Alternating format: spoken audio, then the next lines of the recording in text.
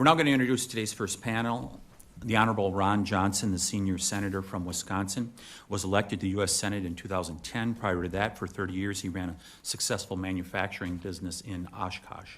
He serves on the Senate Budget Committee, Finance Committee, and Homeland Security and Governmental Affairs Committee, which he chaired from 2015 to 2021. Senator, we welcome you to this hearing this morning, and you may begin your testimony. Well, thank you, Mr. Chairman, members of the committee, members of Congress.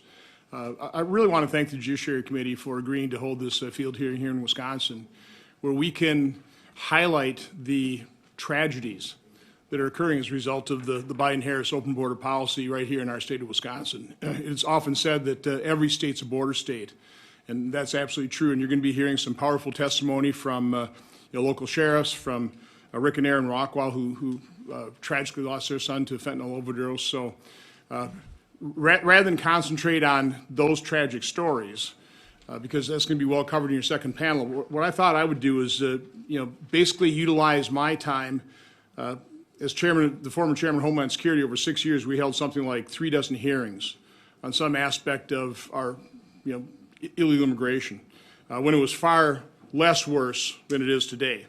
And so what I'd like to do is I'd like to use basically 3 charts that tell the story of how we ended up in this place right now. And we'll start with the first chart I began preparing as chairman of Homeland Security had to do with the unaccompanied children. You can see by this chart, 2009, 2010, 2011, and we had a kind of a normal number of unaccompanied children coming to this country, somewhere under 4,000.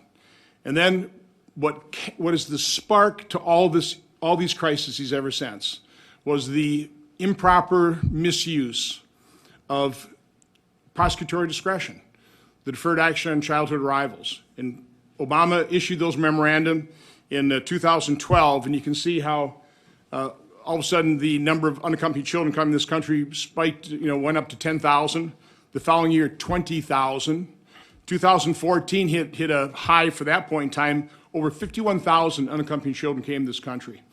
What was happening over those couple of years is people in Central America and elsewhere around the world realized that something had changed in America's immigration policy. I remember Senator Cornyn coming to Senate lunches talking about how he's hearing that in Central America they're being told that you're going to get a white piece of paper called a permiso to come to this country. It wasn't a permission, it was a notice to appear.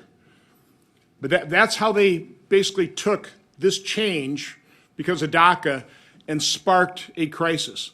The next thing that happened is, in addition to unaccompanied children, is people got wise and they started coming into the country with their children or somebody else's child. And so we had a huge spike in family units. In 2014, over 68,000 family units exploited our asylum laws. So, Obama noticed that, and he took action. He started detaining families, and it worked. Because the next year, in 2015, family units declined almost in half to 39,800. But then, the immigration groups took the Obama administration to court because they didn't like anybody being detained. They were all in for catch and release. And you had a reinterpretation of the 1997 Flores Settlement Agreement, which stated that the DHS had to also consider accompanied children as part of that Flores agreement. In other words, they had to release into the custody of HHS children, even if they are accompanied by their parents, within 20 days. So the Obama administration had a decision to make. Were they going to, and by the way, the court would have allowed them to release the child into custody of HHS and detain their parents, or release the entire family. The Obama administration decided to release the family, and the result sparked the crisis that we're still living today. We can go on to my next chart. By the way, one of the things that we were supposed to do in terms of the whole family unit was we were supposed to do DNA testing to make sure that those actually were their children. DHS has never fully implemented DNA testing. I would say they're actually violating laws on the books to force them to do that, and we're not doing it. We actually held a hearing in June of 2019.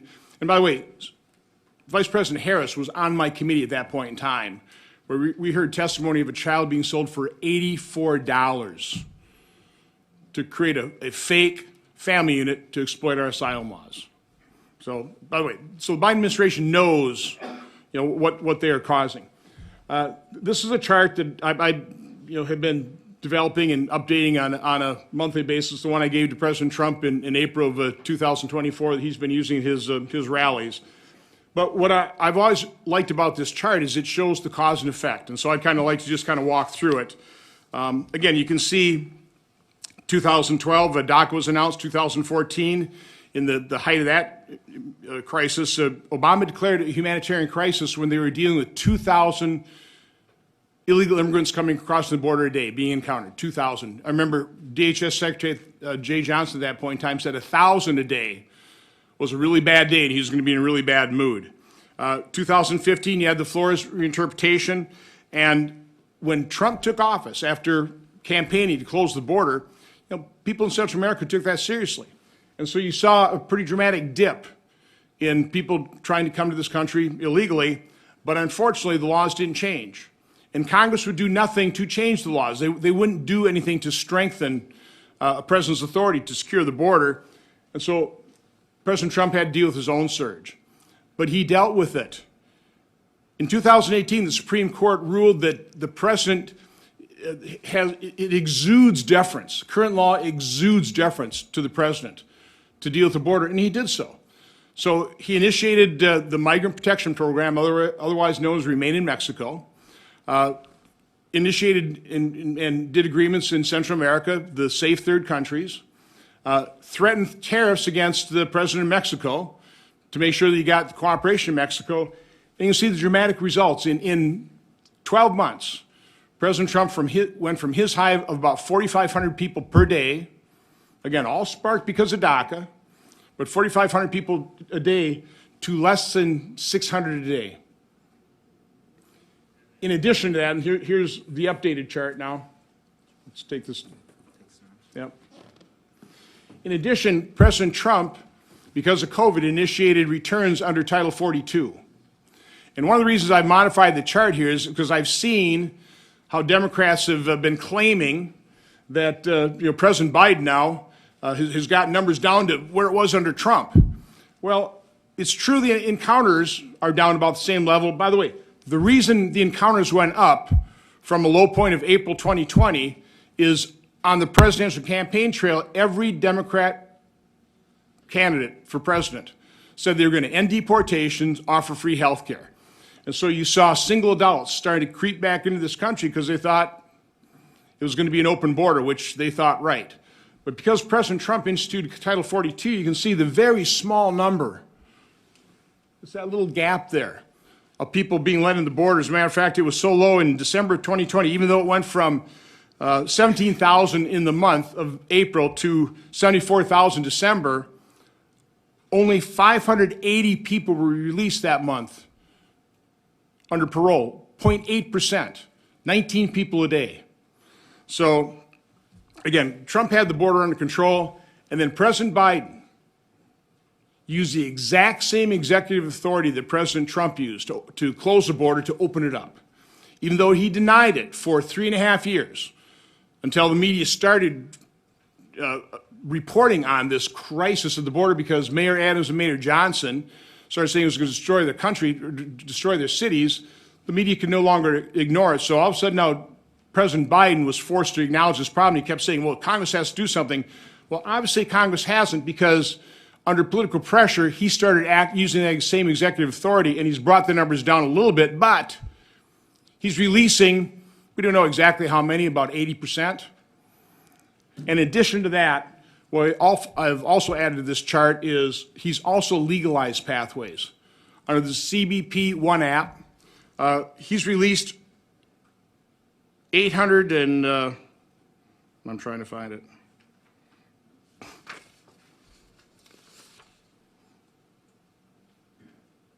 Well, I don't know where it went in my numbers here, but under the CBP One app, I think it's 800-some thousand.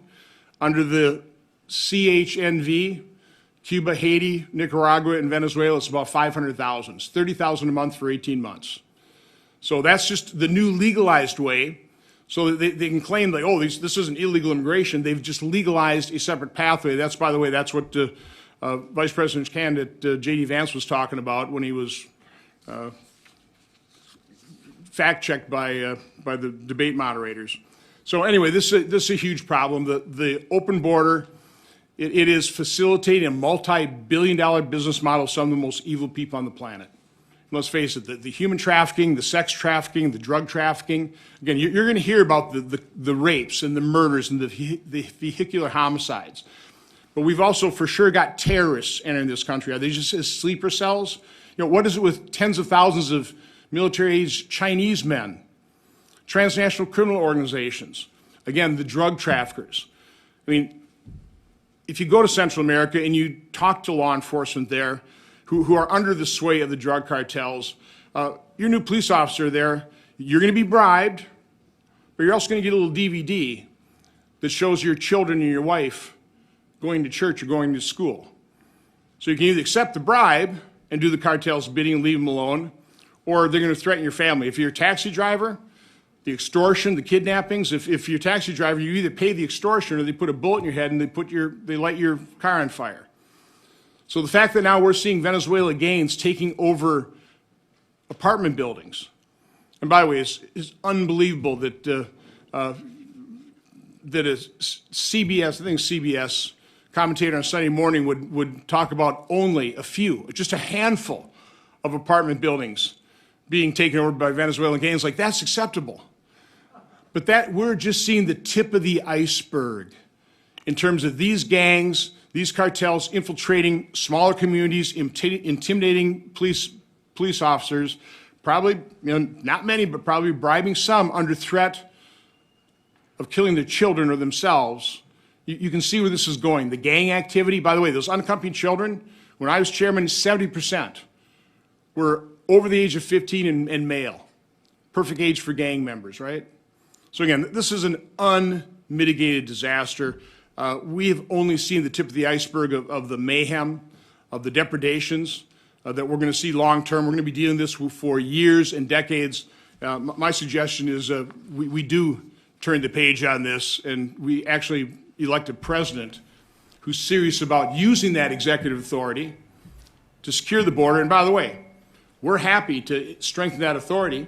Weakened somewhat by the Flores settlement reinterpretation. We're happy to strengthen that. We just don't have partners on the other side that are willing to do it. But again, I truly appreciate you holding this field hearing, and definitely looking forward to hearing the other witnesses. And I'm happy to take any questions you might have. Yeah, thank you very much, Senator Johnson. I suspect there'll be a few questions. I want to ask a couple to kick this off. So you go to the very right side of that chart there, and you see some of those numbers that are dropping, and you alluded to that. Could this be tied at all? We're hearing reporting now that there are tens of thousands of people staging in southern Mexico that are some beginning their movement to the northern border of Mexico as with us getting towards Election Day, we suspect. Are you familiar with the reporting that's out there that there are tens of thousands of people that are staging down in southern Mexico? Well, I know you've done good work going down the Darien Gap and seeing the camps, of Chinese military-aged men. I don't know the exactly what's happening, and that's part of the problem is we don't have a transparent government. I mean, DHS, these numbers we're using are as good estimates as we can have. We've 12 million people coming in this country illegally, 10 million, 5.7 released. I mean, nobody really knows. 2 million gotaways. So exactly what's happening, I wish we had a administration that was transparent and honest with the American public, but we don't have that, and we certainly don't have a news media that is inquisitive and doing investigative reporting as well. The other question I have is, we're hearing from some that what was referred to as the Lankford bill was an answer to securing the border. Obviously, we passed H.R. 2 through the House of Representatives, came out of this committee, and which bill would have been better at securing the border? The House bill by far, and I appreciate you asking me about that because there have been so many lies told about what happened there. That bill tanked itself. for whatever reason, Leader McConnell decided to do secret negotiations, utilizing James Langford as the negotiator, would not be forthright in terms of what they're negotiating with the conference. I finally requested a conference meeting to finally get the information. What are you negotiating? That was a week before they introduced the bill. Our jaws dropped when we heard about the threshold, the 4,000 a day threshold to give the president discretion to stop processing asylum claims, and the 5,000 threshold would make it mandatory for him to start doing that. That got leaked over that week. When they finally introduced that bill by Sunday, that bill was dead on arrival. I don't know of any Republican senator that President Trump called up to tell him to vote against that bill, because on Monday morning, Mitch McConnell came in and said he's going to advise, even though this is the bill he negotiated, probably got Border Patrol to sponsor because they were looking for any port in a storm. But that Monday, following the introduction of this thing on Sunday, McConnell comes into a conference meeting and said, well, politics have changed. We got a presidential candidate. I'm going to recommend voting for cloture, voting no on cloture. Again, kind of surprised all of us because that was his negotiated bill. He knew it had no chance. It was such an awful bill. And again, it established those thresholds, basically codified an awful lot of, half of President Biden's open border policy. By the way, during the Biden administration, the average encounters is over 7,700 a day. You tack on gotaways, it's over 9,000 people a day coming in this country or attempting to come in. 9,000 people a day. Obama called it 2,000 a day, a humanitarian crisis. So that would have codified 4,000 to 5,000 a day. Plus, by Congress saying that the president doesn't have discretion to stop processing asylum claims until he reaches 4,000, you would have weakened what authority the president already had. So on both fronts, codifying what President Biden has done to this country, this clear and present danger, and weakening presidential authority, that bill was a disaster. It was dead on arrival. And quite honestly, President Trump, I know he spoke out against it, but he had nothing to do with taking that bill from my standpoint. Yeah, that was my question. Senator Johnson, did President Trump expressing displeasure with the bill make up your mind as far as whether you were to support or oppose? None whatsoever, and I don't think however many of us voted against it, there are only a couple that did. I don't think that had any influence whatsoever. Listen, President Trump was absolutely right coming out against the bill. We were already against it. Members, do we have any questions? Representative Gates? Thank you for that excellent presentation and for your expertise in this matter, Senator Johnson. I only take exception with one part, when you describe the law enforcement dilemma in Central America, to take the bribe or endure the threat.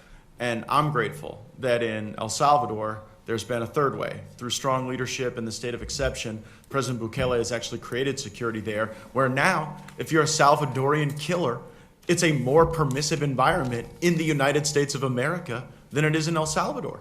And we see President Molino in Panama endeavoring upon an improvement there as well. But I want to get to what's going on with some of your constituents. What is happening in Whitewater, Wisconsin? Well, you're going to hear an awful lot of testimony, so I'll let them testify. But it's a small community, about 1,000 migrants. All of a sudden showed up, and law enforcement is being overwhelmed by it. Their schools are being overwhelmed by it. And Congressman Stiles and I went there a number of months ago to hear the tale of woe, and it is. But again, that's just one little community. This is being replicated across the country in large cities and small communities where we primarily recognize the harm of the open borders more in drug trafficking, though. We don't have a huge migrant population from what I can discern traveling around talking to local law enforcement. Whitewater is somewhat of an outlier from that standpoint, but we used to have meth labs. Not that many years ago, that was a big problem for law enforcement. We don't have meth labs anymore because you can get meth a lot cheaper and of higher quality coming across the southwest border now. But we used to have a central drug trafficking hub in Chicago. Now we have multiple hubs in Wisconsin. So, I mean, you're going to hear, again, the tragic story from the Rachwals in terms of the loss of their son from, thought it was a pain pill, and it was fentanyl laced, and died by himself in his room. It's just tragic. Yeah, what I observed was that even in circumstances where local law enforcement was able to seize substantial cartel funds, they couldn't interest ICE in cooperation to go after the cartels that were establishing a presence in your state. There's been a lot of question and discussion about how to effectuate the largest deportation in American history, which is needed. Wouldn't some of those experiences that you've observed as a senator in Wisconsin kind of provide a pathway to do that, where when folks are doing the right thing from an investigative standpoint, and a community didn't choose to be a sanctuary city? Like, there's this theory that, well, the only places being overrun are the places that have chosen this sanctuary status. But I think in your state, you've observed that it's more broad. No, and again, I think the Biden administration has pretty well dismantled the ability of ICE to really detain and cooperate effectively with local law enforcement. Again, that's going to require a new president. That's going to require new leadership at ICE within DHS that actually want to enforce the law. And by the way, the law enforcement officers within ICE, within CBP, they will welcome that. I mean, they want to enforce the law. They want to protect U.S. citizens. They are really beside themselves. That's part of the problem. We are seeing a high level of retirements. We can't we can't recruit law enforcement, whether it's local law enforcement after the defund law enforcement movement, but certainly CBP and ICE. I mean, it's just so dispiriting to sign up to protect the public and then basically be prevented from doing your job by this administration. Thank you, Mr. Chairman. I yield back. Members, Representative McClintock. Well, thank you. Senator Johnson, first of all, thank you so much for your leadership on this issue. You've been sounding the alarm on this crisis since the day it began. You mentioned the Flores settlement and the dangers that confront these hundreds of thousands of unaccompanied minors. H.R. 2, which passed the House last year, would have fixed the Flores settlement. It would have required the safe return of unaccompanied children back to their own homes and their own families. Why hasn't the Senate taken that bill up? Because the Senate is right now under the majority rule of Democrats. And the last thing they want to do is fix this problem. Again, people need to understand, Democrats, Biden, Harris, they want an open border. They caused this problem. And by the way, I do appreciate you bringing back up the UACs and trying to be somewhat succinct. I completely left out some of the field hearings we've had with Senator Grassley with the HHS whistleblowers. You know, the New York Times article, 85,000 UACs turned over to HHS, completely unaccounted for, and that's a low number. I mean, we had a HHS whistleblower that said, again, this was a detailee into HHS. They were trying to handle this, and they were so frustrated in terms of the sponsors that they couldn't find or that seemed completely unqualified. I mean, sponsors with the addresses of storage units or a sponsor sponsoring thousands of children. And she went to her supervisor, and the supervisor said, I think you need to understand we only get sued if we keep kids in our care too long. We don't get sued by traffickers. Are you clear? We don't get sued by traffickers. So the fact of the matter is, HHS is taking they've got to get rid of them within 20 days, and they are turning them over to sponsors that they know are operated by transnational criminal organizations that are sex trafficking, human trafficking, and they know that's going to happen, and they're doing it, and they're turning a blind eye toward it. And of course, the media, except for the New York Times, I give them credit, a blind eye toward it as well. This is completely incomprehensible to me. If a little waif showed up on your doorstep, the first thing you're going to do is get that little child back to its family and its home. You're not going to take that child 3 doors down to a crack house and drop them off there. And yet that is exactly what our government is doing, is it not? Yes, and it's shameful. When we abandoned Afghanistan, we released 5,000 most dangerous terrorists on the planet that were being held at Parowan Detention Facility. We know where one of those terrorists went. 10 days later, they went to the Abbey Gate at Kabul airport and detonated a bomb that killed 13 U.S. service members. We don't know where the other 5,000 are, do we? Not to my knowledge, and what's even more egregious about that is they didn't have identification, and we just created identities for these people. Is it conceivable that some of those 5,000 terrorists are among the 1.9 million known gotaways that we watched cross the border but couldn't intercept because the Border Patrol was completely overwhelmed taking names and changing diapers at the border. Yeah, it's almost certainly that's the case. And understand, we've encountered people on the terrorist watch list.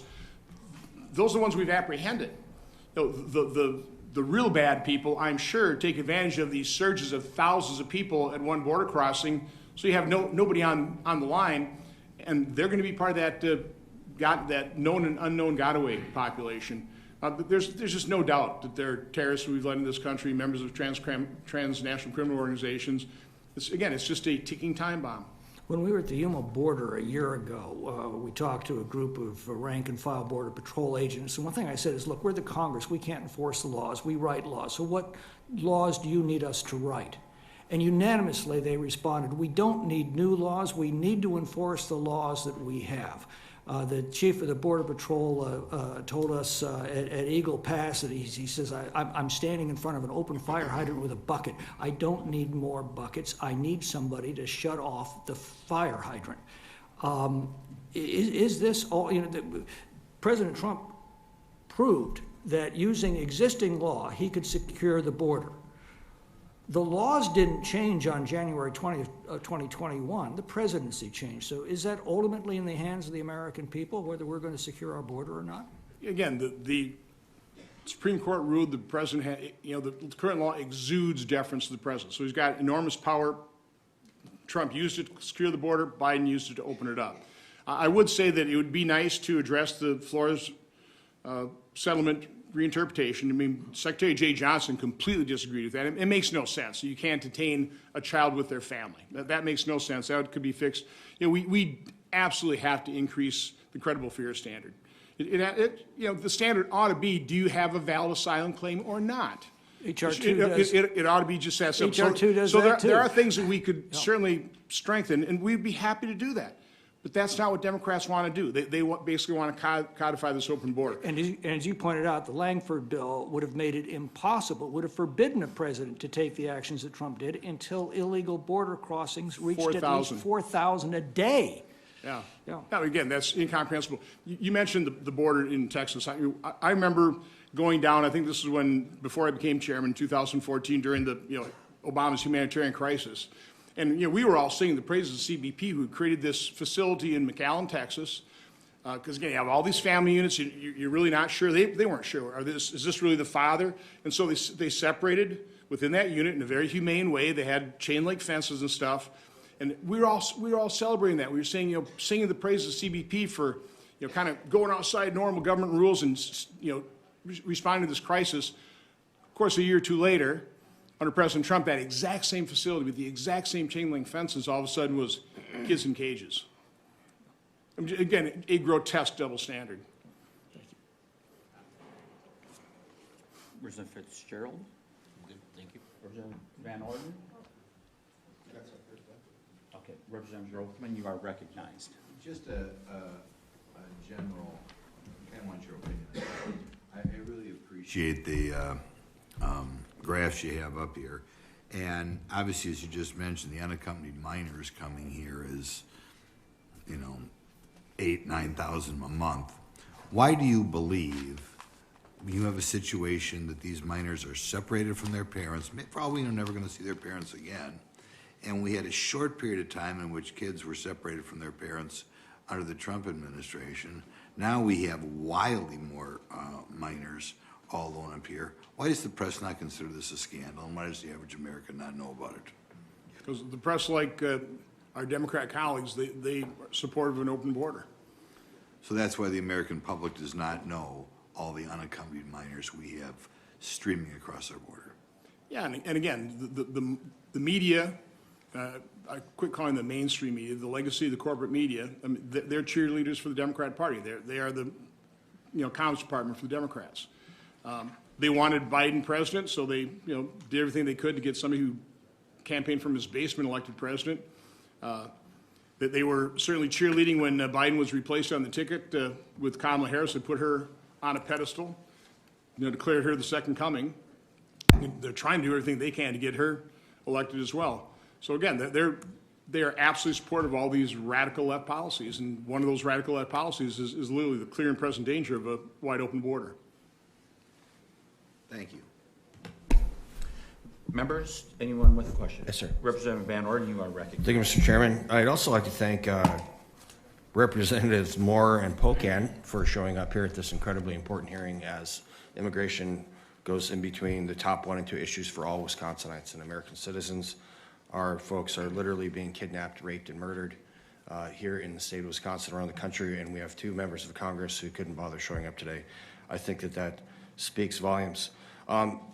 The criminal illegal alien that Congressman Tiffany referred to earlier made his way across the border with Venezuelan gang tattoos, and those are not a live to ride, ride to live tattoo. It's either you're a member of that gang, you have that tattoo, or they will cut it off you while you're living. So that should have been taken for what it is at the border. This person never should have been allowed in the country. Made his way to Minneapolis, arrested for crimes after the Dane County Sheriff had warrants out for strangulation and some other violent crimes. Didn't bother following up with it because both those places are sanctuary cities. Then he came to a place a half mile away from where 4 of my grandchildren live and brutally raped a mother and assaulted a daughter over a period of days. And this could have been stopped at any point during this chain. And solely because the Biden administration is pushing this incredibly horrible political agenda, is that going to keep happening over and over and over again?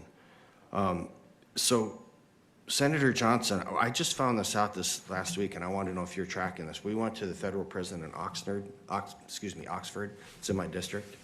And half of the prisoners in this federal prison, half are illegal aliens.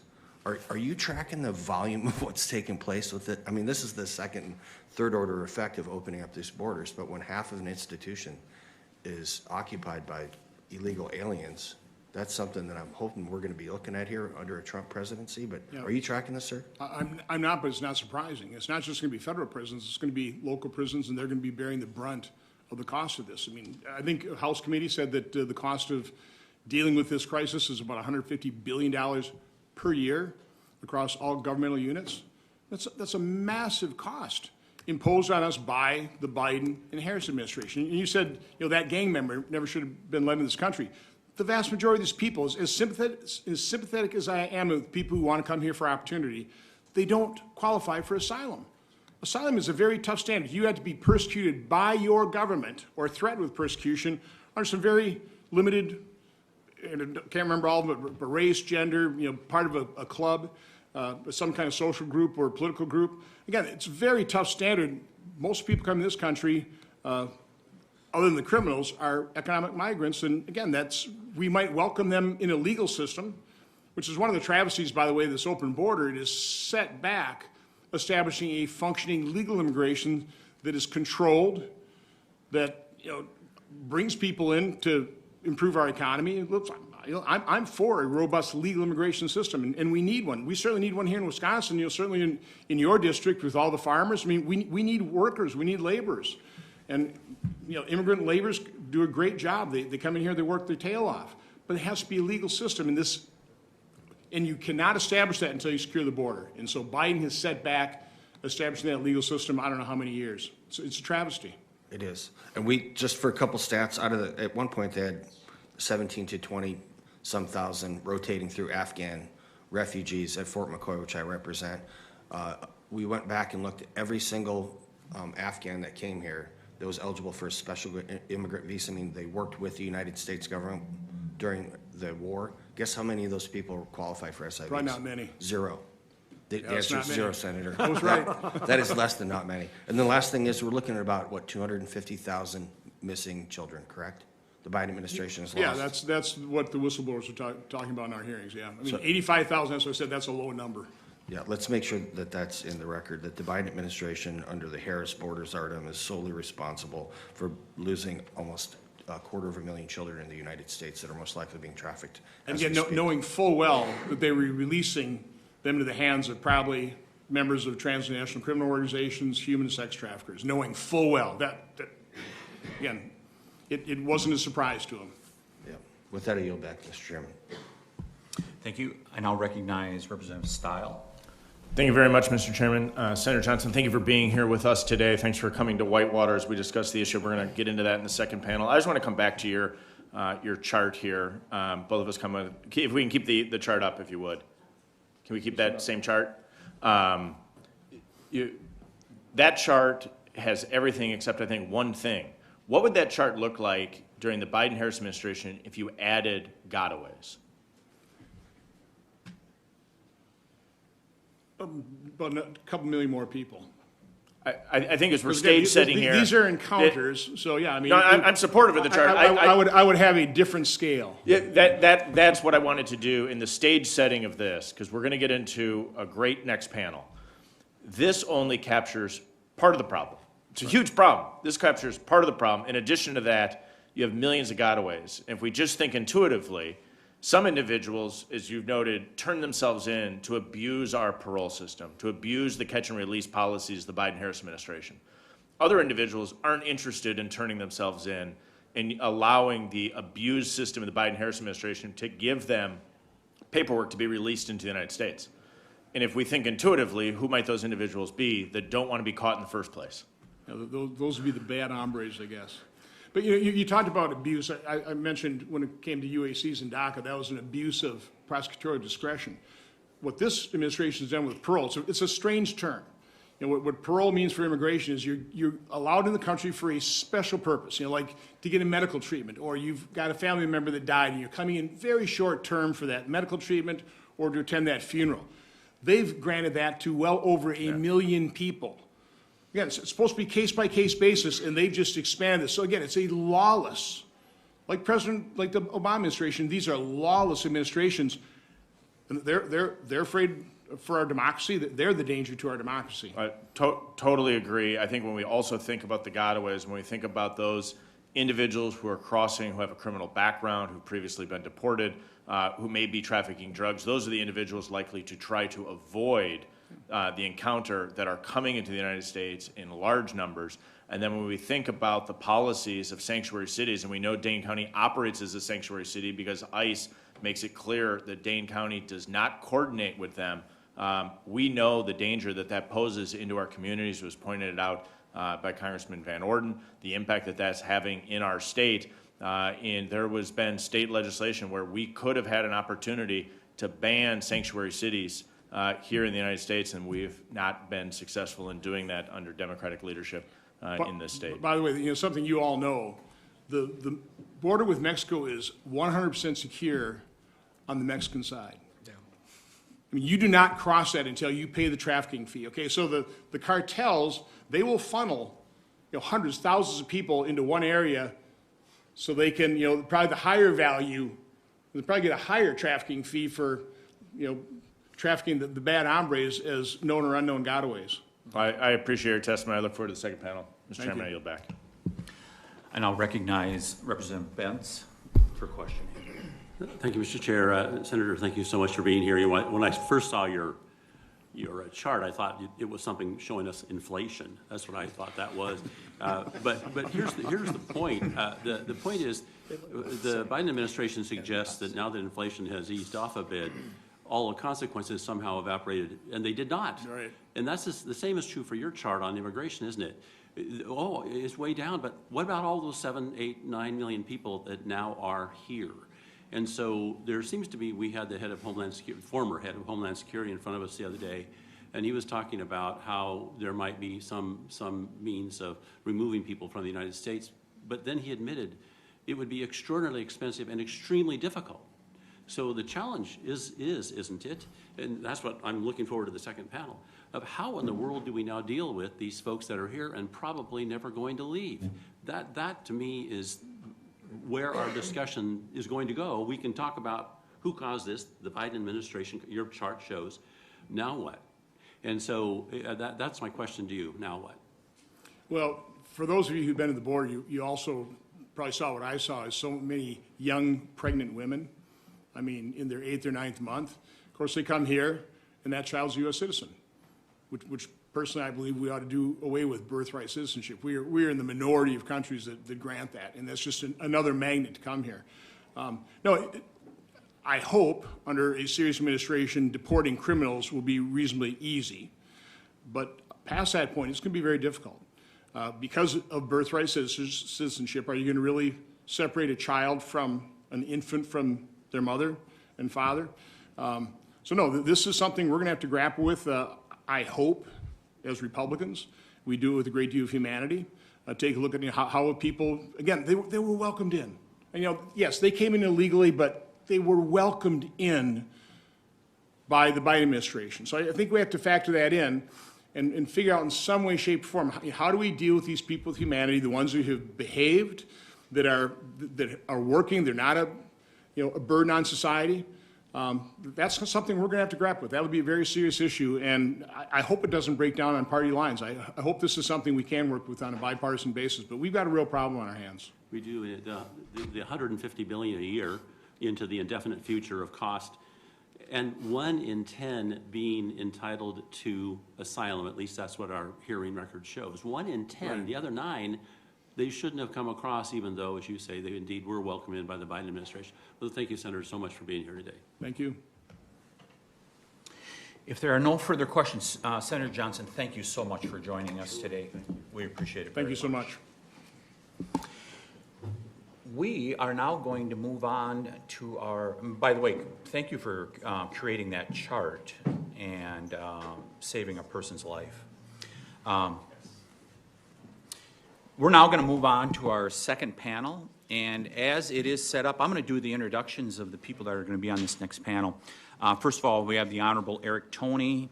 He's in his 12th year as District Attorney for Fond du Lac County and is the former President of the Wisconsin District Attorneys Association, currently serving as past President. Prior to being elected District Attorney, he was in private practice, focused on mental health, juvenile, criminal defense, and bankruptcy law. District Attorney Toney manages an office that files thousands of criminal cases each year and has personally prosecuted hundreds, if not thousands, of those cases, including cold case homicide, sexual assault, drug conspiracies, gang crime, domestic violence, drunk driving, violent crime, racketeering, human trafficking, and election fraud. Jacob Curtis is the General Counsel and Director of the Center of the Investigative Oversight at the Institute for Reforming Government. He was appointed by Governor Walker to serve as Chief Legal Counsel at the Wisconsin Department of Natural Resources. He also previously served as Deputy Legal Counsel at the Wisconsin Institute for Law and Liberty, was a policy advisor to a state senator, and served as an elected county supervisor. Mr. Curtis also serves in the Wisconsin Air National Guard. Rick Rachwal is the co-founder and vice president of the board of the Love Logan Foundation. Mr. Rachwal and his wife Erin founded the organization in August of 2022 following the fentanyl poisoning of their 19-year-old son Logan. The foundation educates and informs communities around the country about the impact of fentanyl and how education and awareness can save lives. Rick is also a lead engineer for the Eaton Corporation located in Waukesha, Wisconsin. We want to thank Erin for having appeared a year and a half ago before our committee to testify, and we appreciate Rick is here today. Henri Kinson was born and raised in Whitewater, Wisconsin, grew up attending Whitewater Public Schools, served on the Whitewater School Board for 7 years, and has 4 sons, all of whom have attended Whitewater Public Schools. He holds a Bachelor of Business Administration and a Master of Business Administration. He is a certified public accountant and a certified information security auditor. Sheriff Dale Schmidt has served in the Dodge County Sheriff's Office since 2004, first as a patrol deputy, then as sergeant, finally taking over as sheriff in 2015. Prior to 2004, he served as a police officer in multiple Wisconsin jurisdictions, including the village of Wekani and Horicon. He also currently serves as the president of the Badger State Sheriff's Association. Sheriff Schmidt holds an associate's degree in police science from Fox Valley Technical College and is a nationally certified drug recognition expert and a standardized field sobriety test master instructor. We welcome our witnesses and thank them for appearing today. And we're going to begin by swearing all of you in. Would you please rise and raise your right hand? Do you swear or affirm under penalty of perjury that the testimony you are about to give is true and correct to the best of your knowledge, information, and belief, so help you God? I noticed that each of the witnesses proclaimed in the affirmative. You may be seated. Please know that your written testimony will be entered into the record in its entirety. Accordingly, we ask that you summarize your testimony. We're going to have Sheriff Schmidt go first with his testimony. You have 5 minutes, sir. Thank you, Mr. Tiffany, Mr. Chair, members of the. Thank you, members of the committee, for having me here today. I really do appreciate the opportunity to be able to speak, not only as the Dodge County Sheriff, but on behalf of many of the sheriffs. I understand I am the president of the Sheriff's Association. Some of the things. Could you pause for just a second? Certainly. I would ask the other members on the panel, please silence your mic, and you'll see with the light, it might eliminate some feedback. We'll see what happens. Certainly. Sheriff Schmidt can continue. Thank you. I represent many opinions of the sheriffs of the Sheriff's Association, not all, so I'm not speaking as the president here today, but I do have a number of incidents that I would like to share with everybody. As you know, being the sheriff is a very tasking job. There's a lot of work that I have to do. This morning I was out looking for a young lady who was missing. Found her, thankfully. Right now I am supposed to be back where I have 17 individuals doing a search warrant and a homicide investigation. There's a lot of things that we have to do. I thank you for taking your time to be here in your home state or come from across the country to be here. I do note, along with Mr. Van Orden, what he indicated earlier, I'm disappointed that we don't have individuals here to hear what we have to say here today.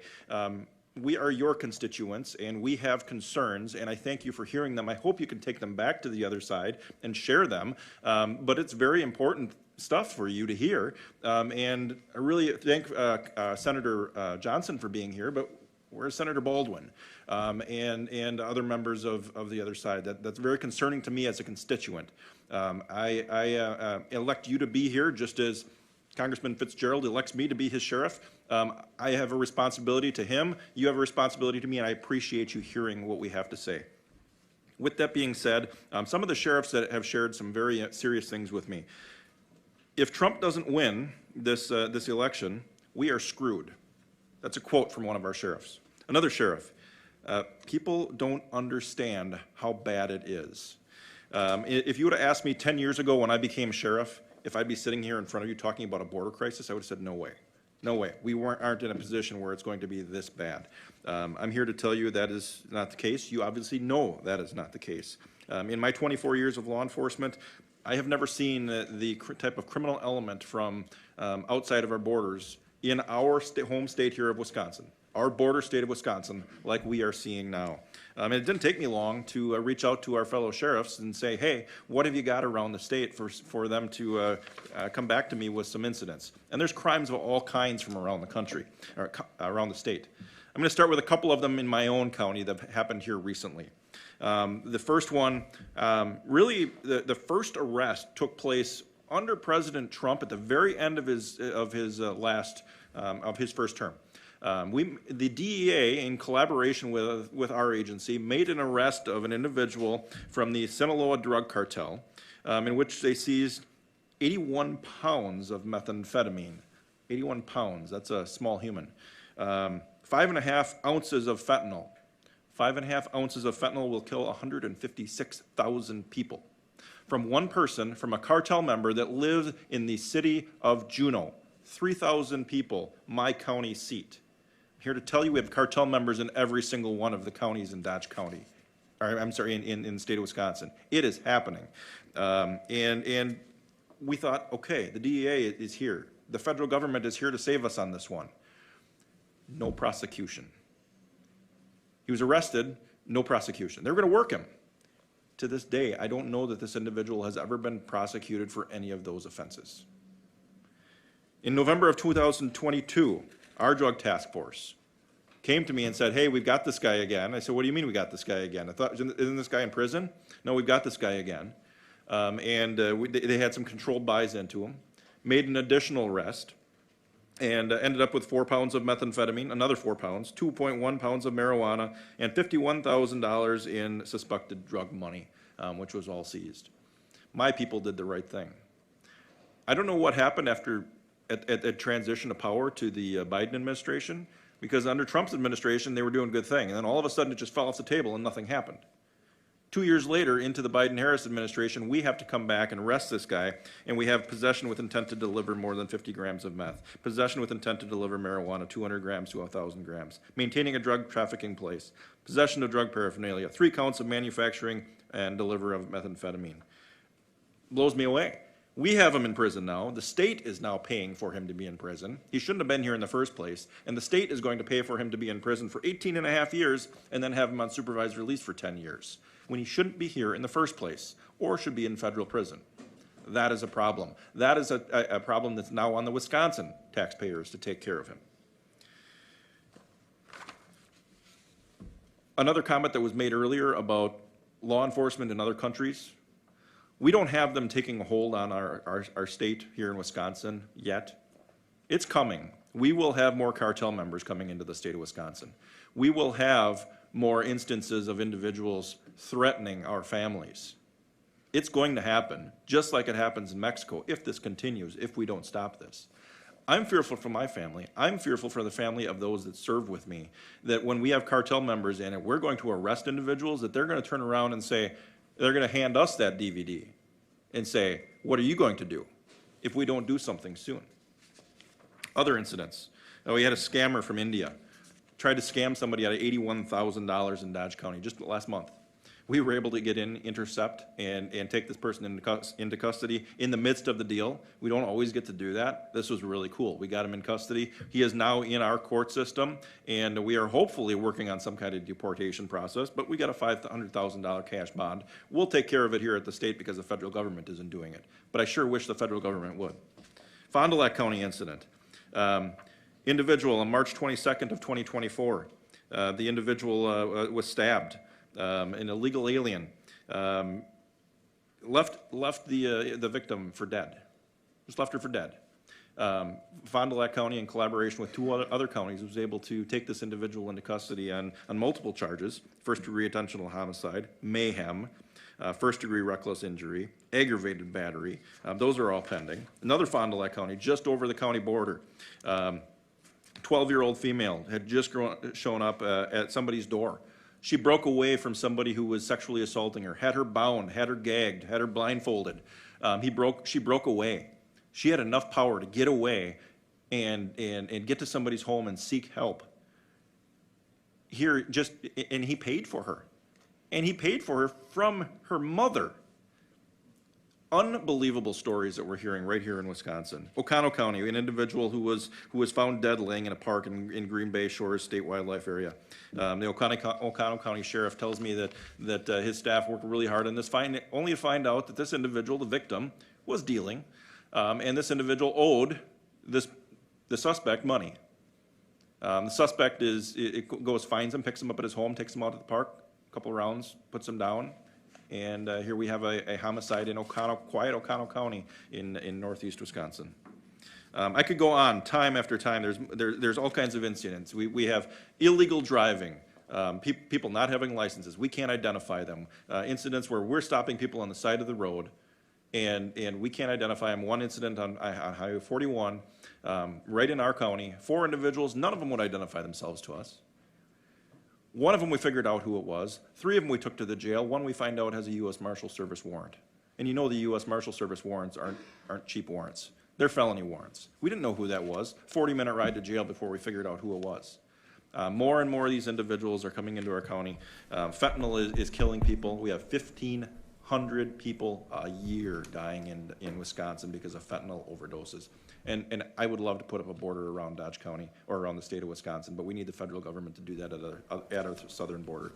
I appreciate your time. I've got so much more, but I know I'm out of time and am welcoming your questions. Thank you, Sheriff Schmidt. And Mr. Curtis, you may begin.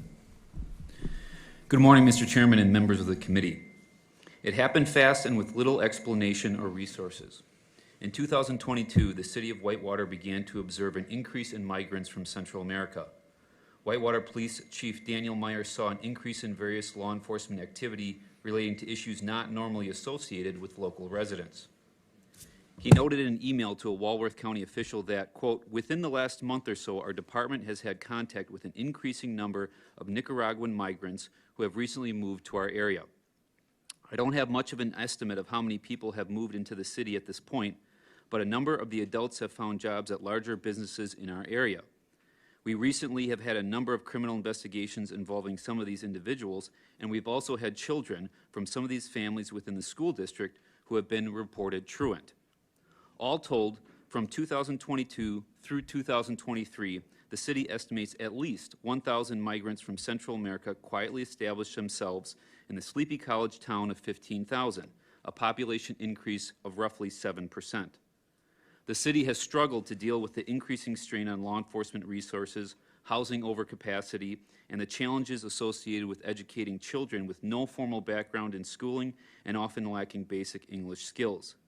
These increasing burdens culminated in the police chief authoring a letter to the White House on December 28, 2023, highlighting the strain that had been placed on existing resources and describing the challenge as, quote, a critical humanitarian issue.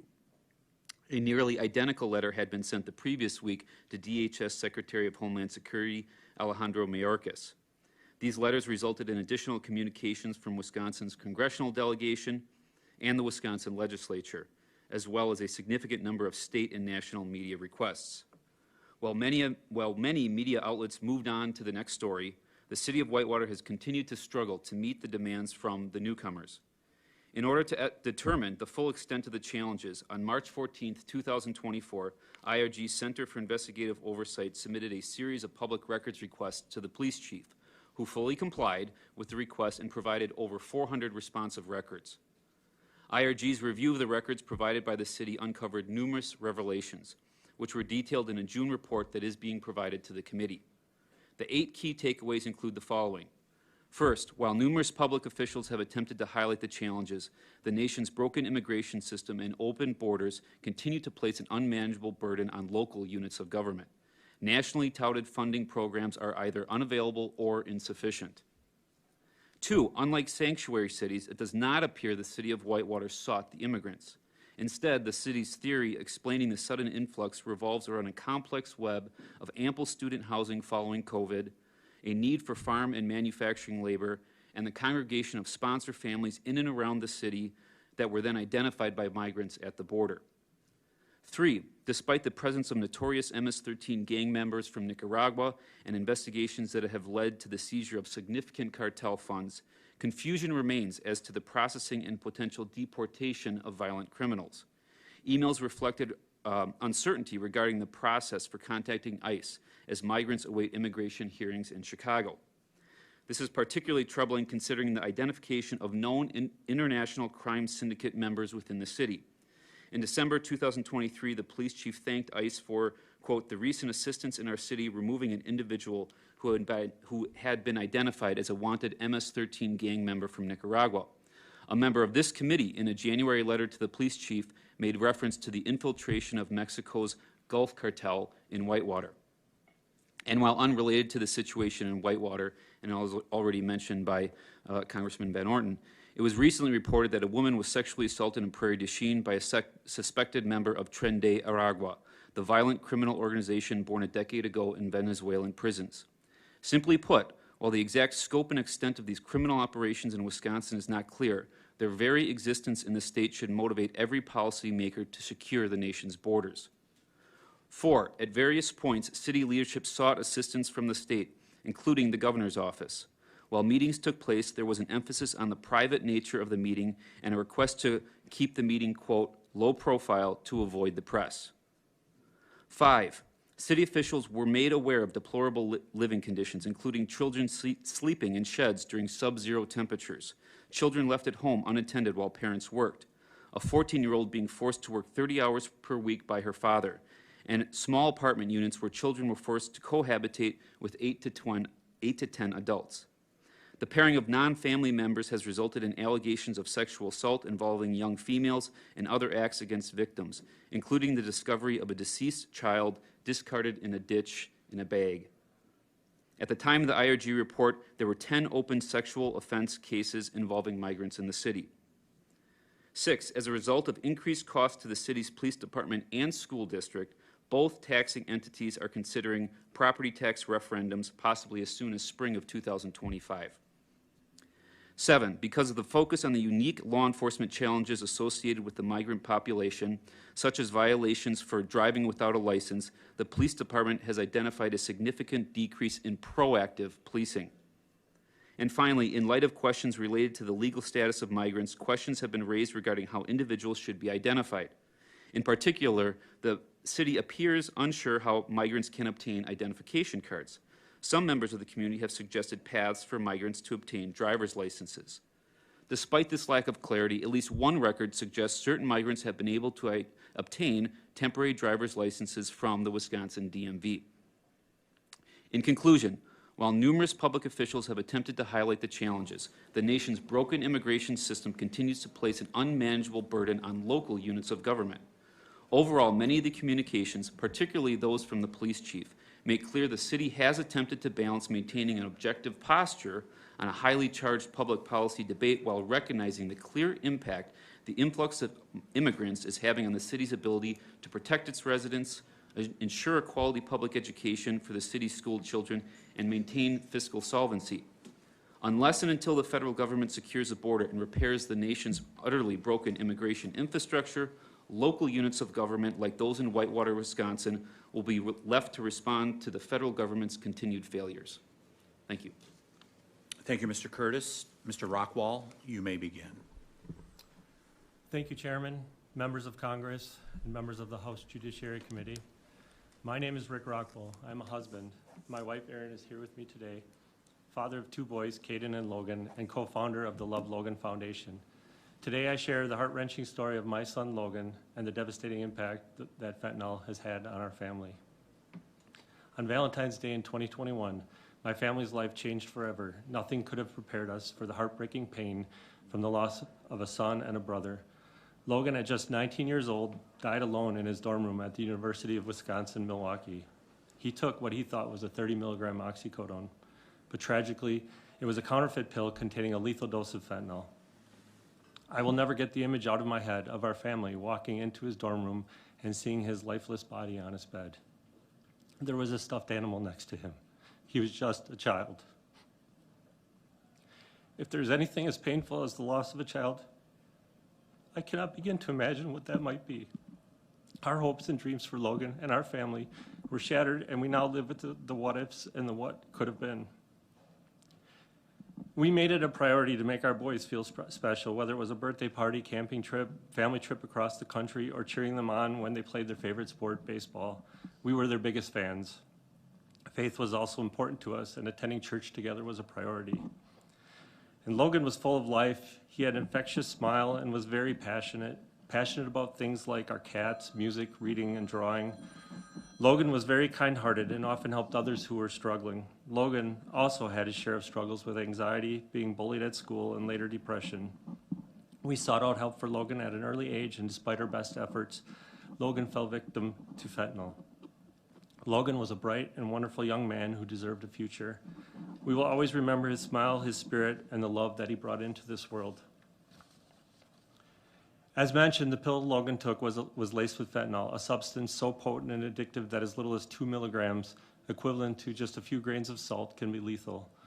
Fentanyl is the #1 killer in our country for ages 18 to 45 and has contributed to approximately 150,000 deaths between the years 2022 and 2023. This is over 200 deaths per day. Where is the urgent response from our elected officials?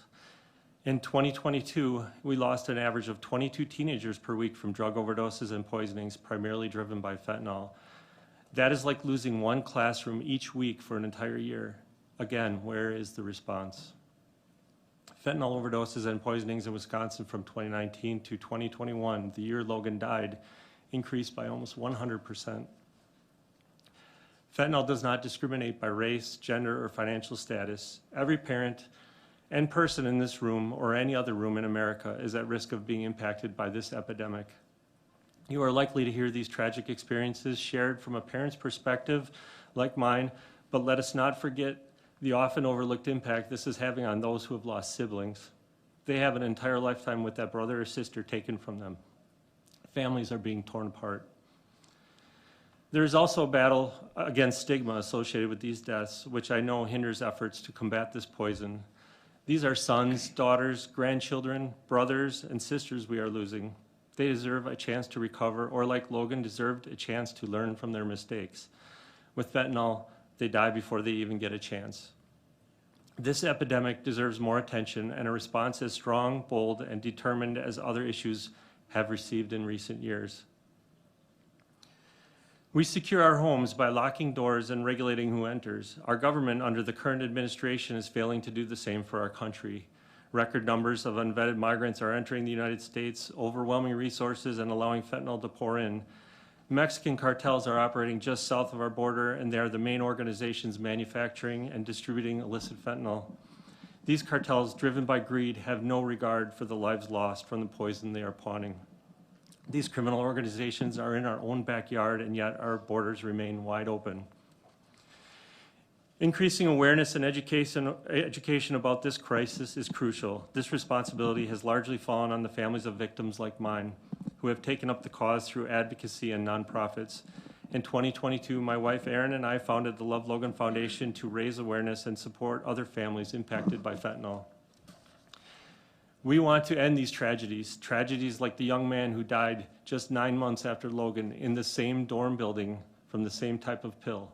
Again, the same school, same dorm, 9 months later. Where was the awareness? Our government must also step up to educate and raise awareness to protect families from fentanyl. As I mentioned earlier, fentanyl is the #1 cause of death in our country for ages 18 to 45, with over 200 lives lost each day. Given those numbers and the drastic increases in fentanyl-related deaths at even younger ages, there is an urgent need for comprehensive strategies to combat this crisis. Our families deserve better, and that starts with better border policies and a commitment from our leaders to prioritize the fight against fentanyl. We cannot continue to lose our children to this preventable tragedy. Erin and I learned the hard way that there is no level of involvement, number of vacations, Sunday school lessons, amount of money, or parental love that can eliminate the threat of fentanyl from our families. We need our leaders, the guardians of our nation, to honor their oath of office by protecting our country and keeping our families safe. I lost my son Logan, a wonderful human being who deserved to learn from that tragic mistake that took his life. Please remember my son and every other American who has lost their life to fentanyl poisoning. They are more than numbers and data. Each number represents a life lost, a family torn apart, and a missed opportunity for the current administration to uphold their commitment to protect Americans. Thank you again for this opportunity. Thank you, Mr. Rachwal. Your son will not be forgotten. Mr. Kinson, you may begin.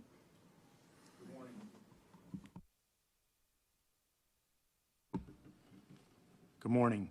My name is Henri Kinson. I grew up in Whitewater, went to Whitewater School District, and then to undergrad at UW-Whitewater. I served on the Whitewater School Board for 7 years, and I'm also the parent of 4 boys who have attended Whitewater Public Schools, with one still a sophomore there. I was asked to come here to testify as to the educational situation in my hometown of Whitewater due to the large recent influx of non-English speakers. Put simply, educational outcomes by every metric are falling like a rock in Whitewater. When I attended Whitewater School years ago, as a small university town, our outcomes were great. Certainly in the top third of the state and always the best in the area. Over the last 4 years, Whitewater has had the biggest drop in academic achievement in the state for larger districts. Today, we rank in the bottom 5th of all districts across the state and are still falling. The reasons for our falling test scores are no secret. All you have to do is go to Wisconsin's Department of Public Instruction website to see that the 3 drivers of academic achievement across the state are special needs kids, economically disadvantaged kids, and English learners, otherwise referred to as ESL. That's it. The more a school district has of any of these kids, the lower the academic results will be, and vice versa, and it's true everywhere. Any district's test scores are basically a math problem. So what inputs have been changing at Whitewater? Our proportion of special needs kids, while high at about 20%, the state average is 14%, has not been growing. Similarly, our proportion of economically disadvantaged kids is also high, but hovers around at 50%, whereas the state average is 45%, which leaves English learners. As recently as 2021, the district had 236 English learners. Last year it was 352, an increase of 50% in just 2 years and growing. Migrant children are almost always both economically disadvantaged and ESL, and sometimes special needs as well. I just spoke with a friend who is a paraprofessional in the district whose job it is to care for special needs kids, and she told me of a family that just moved here who has 2 out of their 3 kids being high special needs, like having to have their diapers changed as kindergartners. This requires the district to transfer those kids to special facility in Elkhorn, which costs the state even more money. At Lincoln Elementary, more than a quarter of the kids are ESL. Such a large and growing proportion of kids who aren't native speakers invariably drives academic achievement down for everyone, and we are no exception. Last year, with 25% ESL kids in the school, Lincoln sent 80% of its 5th graders into middle school testing below grade level in English. This data is public, it's from Wisconsin's own DPI. To combat this, the Whitewater School District spends hundreds of thousands of dollars trying to get the migrant kids up to speed. But these expenditures necessarily come at the expense of other things, such as lowering teacher to non-ESL student ratios, so overall test scores drop. Another dynamic that many people don't think about is open enrollment.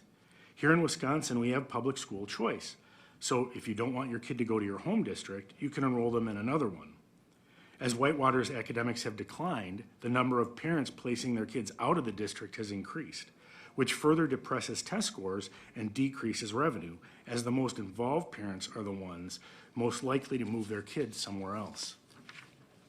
Hundreds of Whitewater parents do this every day, with more than 200 kids going to schools outside the Whitewater district, more than 10%. This includes our own school board president, who sends her kids to neighboring Elkhorn to attend school, where they have less than 5% English learners and much higher test scores. There's a boy who lives in the district who got a perfect ACT test result this spring, but he doesn't go to Whitewater schools. This movement of students outside the Whitewater district costs us almost $2 million a year in revenue and illustrates the negative feedback loop that can occur as a district faces a large influx of English learners like the ones we are experiencing real time.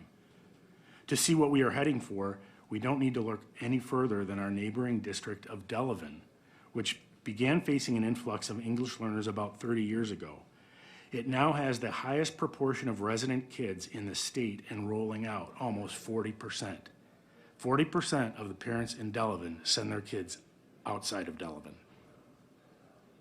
It has perennial problems passing referenda and low test scores that are actually worse than Whitewater's, but Whitewater is not far behind.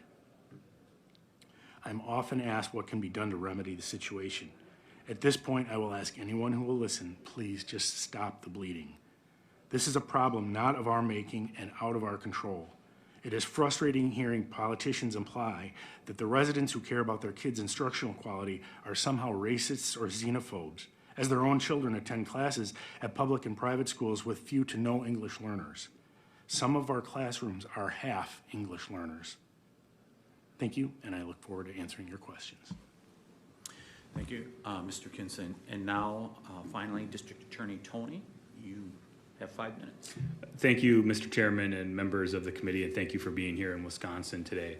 I want to just begin my comments by Rick, thanking you for sharing your story, and condolences to you and Aaron for the loss of your son, Logan, and the work that you're doing that I think is undoubtedly saving lives. And I want to talk a little bit about Fond du Lac County.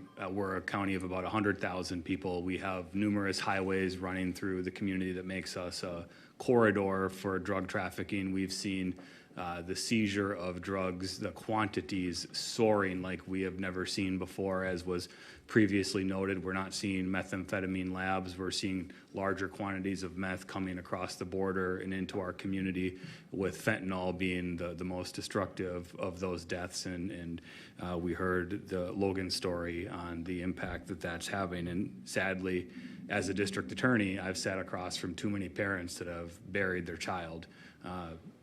And those conversations are never easy. When we're actually able to file a criminal case, they have to come back to court day after day, month after month, sometimes year after year, to relive that trauma. And these are all avoidable deaths if we just had control of the southern border to prevent the flow of fentanyl coming into the United States.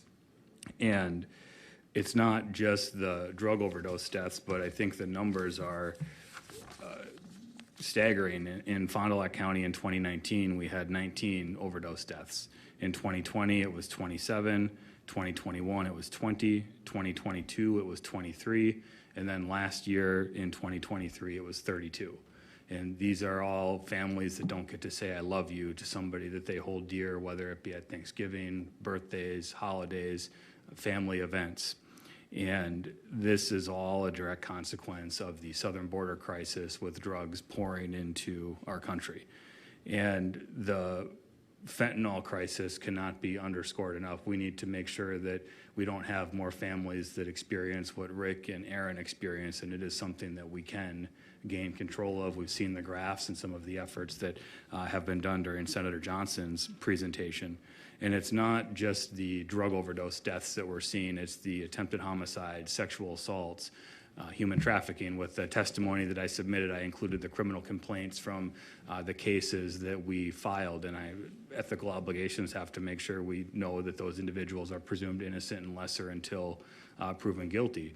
We have 4 people charged in one drug overdose death in the city of Ripon, where Vice President Harris recently visited, and a couple of them are juveniles that were charged in that homicide in relation to the delivery. And these are circumstances that a family can do everything right, and they're not able to stop the scourge of fentanyl from taking a loved one. We have seen stories from across the country, whether at Lake and Riley to Prairie du Chien, with these issues, and it's creating a tremendous stress on our criminal justice system with the work that law enforcement is doing on the front end of trying to identify individuals that are in the country illegally, committing crimes. If they don't have a fingerprint identification system, that can prevent challenges. And talking to Sheriff Schmidt earlier, his agency recently purchased 6 of those, which can help identify who those individuals are because they may not have identification, and that can make law enforcement job much more difficult. And then when we have some of these very serious crimes that result in a hospital stay, we know that some of our hospitals struggle with bed space, and that can create various issues as well, that there are issues that go beyond just the stories that we see in the news, and it's happening day in and day out across Wisconsin and across the country, but they're all avoidable. And one of the things we've had to do in Fond du Lac County, we've had enough cases come in where we need an interpreter time slot so we can handle those cases, and that had to be expanded to a second time slot because we have so many of those cases, and they can take 20 minutes for one case with the translation, which sucks up the prosecutor time, public defenders, courts, clerks, and adds to the cost that taxpayers are having to fund. And when we have more illegal immigrants that are being prosecuted for crime, sometimes our jails operate at thin margins, and counties are having to look at building new jails, not solely because of that, but that's part of the issue. And we're looking at that in Fond du Lac County, and a county our size is looking at well over $100 million to consider building a jail. And those are real costs to taxpayers in our community. And I want to just share a much more minor personal experience that I had that pales in comparison to the loss that Rick, Aaron, and so many others have suffered from fentanyl. But I was driving in the city of Fond du Lac last April, and I was rear-ended while driving, and then pulled over, and I was rear-ended again. And the person that hit me fled the scene. And I am appreciative that his license plate fell off his truck so that we were able to identify him. And it was a day where it was the first warm April day of the year, and law enforcement was slammed. So I was waiting over 45 minutes as our law enforcement was responding to more serious calls. Had to take my passenger to the hospital to be evaluated for a concussion, and thankfully she was doing well. But ultimately, the guy actually came back to the scene as well because he thought we were gone. And during the investigation, we found out that he was in the country illegally, and he didn't have insurance, and it ended up totaling my vehicle. And as you might recall, trying to buy a vehicle around April of 2013 was quite expensive with inflation and the limited inventory. And those are consequences that people suffer day in and day out across the country, which are much more minor, but can have a significant impact on those that don't have significant financial means with those type of violations. And so we have individuals that are suffering from the consequences of crime committed by illegal immigrants. And I do want to just close by noting America is a nation of immigrants that offers hope for a better life, a safer future, and we are that shining city on a hill, and that's why people seek to come here. My family experienced that. My great-grandfather came to America from Lebanon. My grandfather fought in World War II. My dad was a police officer. I have the honor of being a district attorney, and we know immigrants have built our nation, and we support it, but it has to be done legally to prevent the consequences and the crime that we're seeing and the fentanyl that's pouring across our borders. And we appreciate you taking the time to be here to listen and hear the concerns that we're experiencing. Thank you. Thank you all for your testimony. We're going to proceed under the 5-minute rule. Sheriff Schmidt, I think you have a hard stop. Is that correct, at 11:30? I built in a little bit of extra time. So I would like to pose a question before you leave here. Some states have made compliance with ICE mandatory, but Wisconsin is not one of them. Is that correct? That's correct. Would requiring counties to comply with ICE help prevent these repeat offenders? So you perhaps heard the story up in Russ County where you had a repeat offender drunk driver, ran a truck driver off the road. He's now dead. 3 daughters, no longer have a father. By requiring compliance with ICE, could some of those situations be caused to not occur? Absolutely. We struggle as sheriffs under the current law with even maintaining somebody just on an ICE detainer. Once their crimes have been resolved and we have no additional reason to hold them, the detainer, as is written today, does not allow sheriffs to hold somebody for ICE so they can continue that process. In addition, there are many agencies that have told me they will not comply with ICE, period. And that tells me that individuals are breaking the law, and whether that be federal or local law, and they're getting away with it. And what does that tell? When you're not holding somebody accountable for their crimes, that enables them to commit additional crimes. And having that mandate that you must comply with ICE certainly would help be that carrot and stick to make sure that we are holding individuals accountable when they break the law. Thank you. Mr. Rachwal, so in testimony that we received in Washington, D.C. from Secretary of Homeland Security Mayorkas, we also had Sheriff Mark Daniels from the border, Cochise County, Arizona there, and they gave 2 diametrically opposed responses to the question in regards to fentanyl coming into the United States. Secretary Mayorkas said it is not tied to the open border. Sheriff Daniels, who is in Cochise County on the border with Mexico, said it has had a direct impact since January 20th of 2021 when we've had these open borders with the amount of fentanyl coming into this country. Which one do you believe is correct? I believe that it has a direct effect. The fentanyl's flooding in.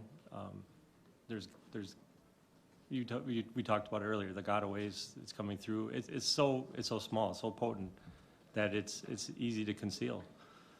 With the resources that it's taken to process all the immigrants coming into this country, I don't know how they could do their job.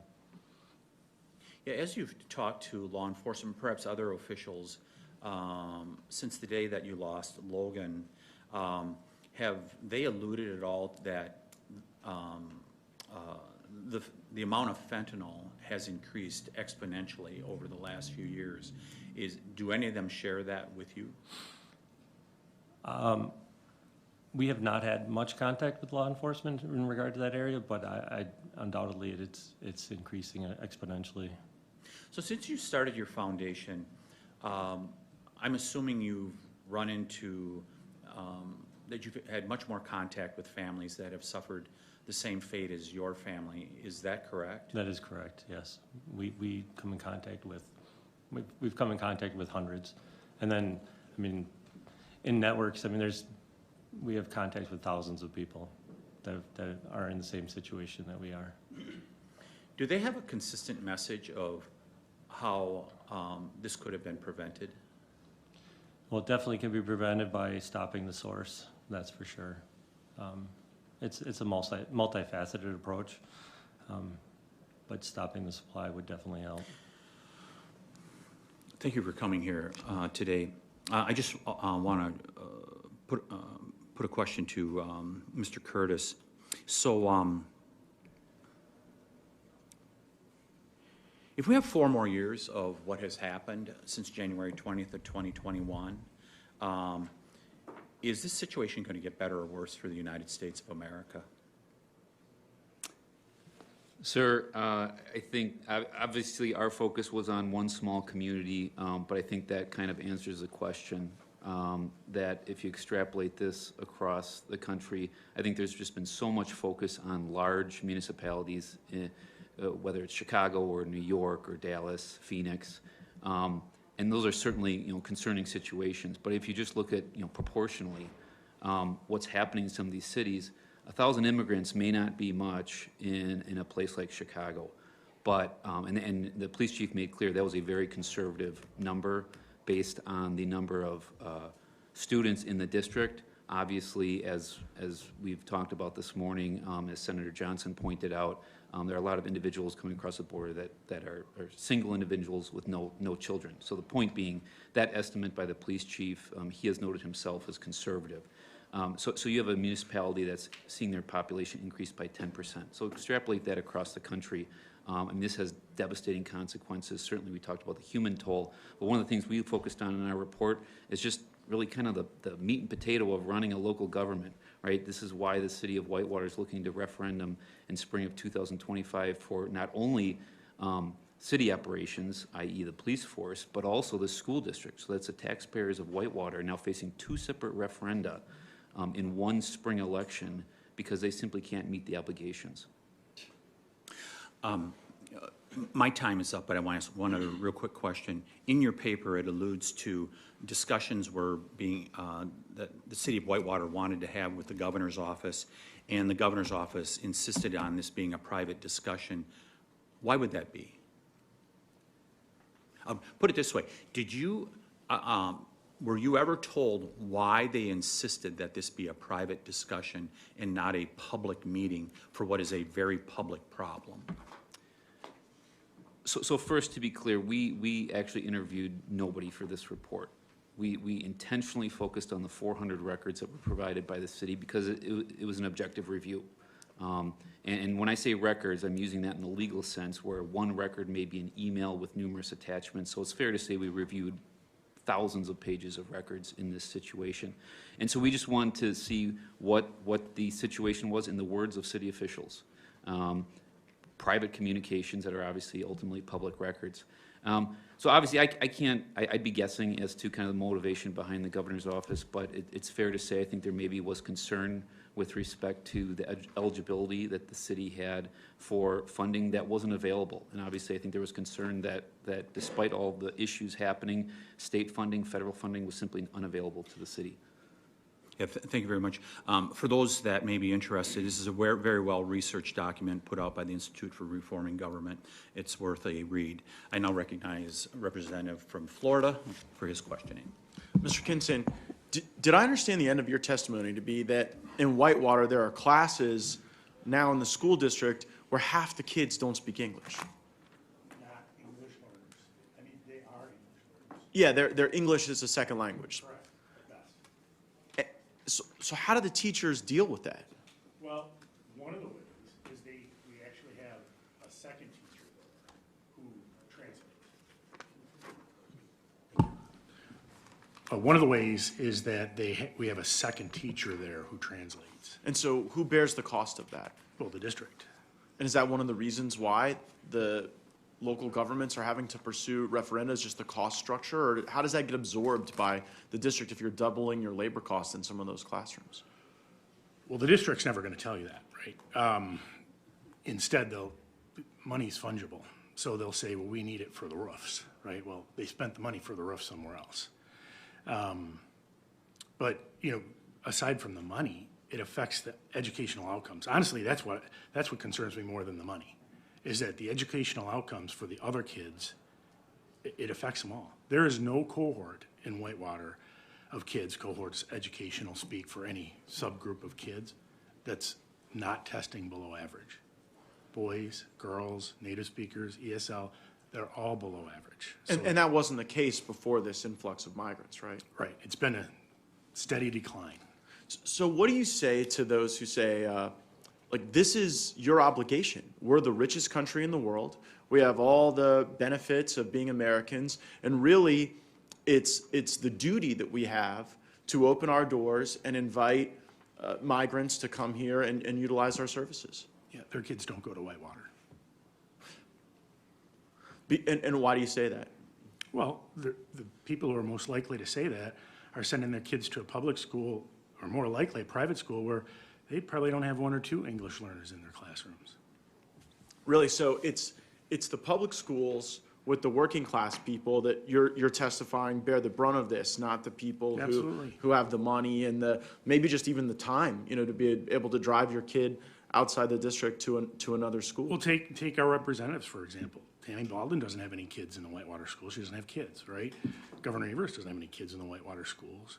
But Governor Evers came by to say Lincoln was a success story. Lincoln is not a success story. 80% of the kids were testing below average, or were not at grade level in 5th grade. That's not a success story. That I think that's in spite of the efforts that these teachers are taking on a Herculean task, right? So this is no reflection on the teachers at all. I mean, I have a lot of friends who are teachers, but they're fighting, they're fighting an uphill battle. Yeah, and I wonder, like, to what extent is this just the front end of the wave? Is every town going to be Whitewater soon? Here, there was a unique circumstance where there was excess housing available. There was a need for work in agriculture. So, like, what substantial percentage now of the town are these migrants who've taken up there, right? Well, I think what happens is that there's a critical mass, right? If you have 1 or 2 kids in a classroom that aren't English speakers, it's not going to set back the instruction. But you get to a certain critical mass, and then all of a sudden, it affects everybody. And what is that critical mass? I'm sure there's some person smarter than me who can tell you that, but we're at it. Yeah, I wonder, because I actually know a little bit about that. When there's a student who is not speaking with proficiency or learning at proficiency, it's very different than when you got a third, half the class that caused the teacher to have to not even teach to the middle of the class, but to teach to the bottom of the class, really. And then you don't get that achievement.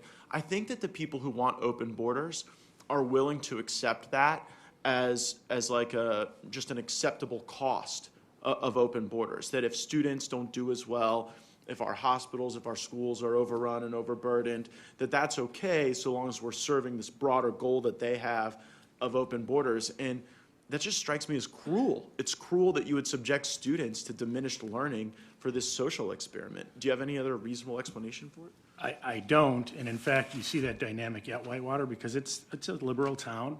So a town that used to be really focused on education, now all of a sudden are totally disinterested in test results. You just never see them talked about, right? And when I bring them up, I'm the devil there. They totally don't want to talk about it, right? And it's like, well, like I said, our school board president sends their kids somewhere else. Well, I appreciate you being here. My time's expired, but I would think that rising student achievement would be something that could unite people even of different political persuasions, and the things that diminish that achievement should be dealt with and not just accepted as a cost of doing business. But thank you very much for your testimony. I yield back. Thank you. Now recognize the representative from California for 5 minutes. Thank you. Sheriff Schmidt, a few weeks ago, Tulare County Sheriff Mike Boudreaux testified before this committee that the Sinaloa cartel has already sunk deep roots into his county in California.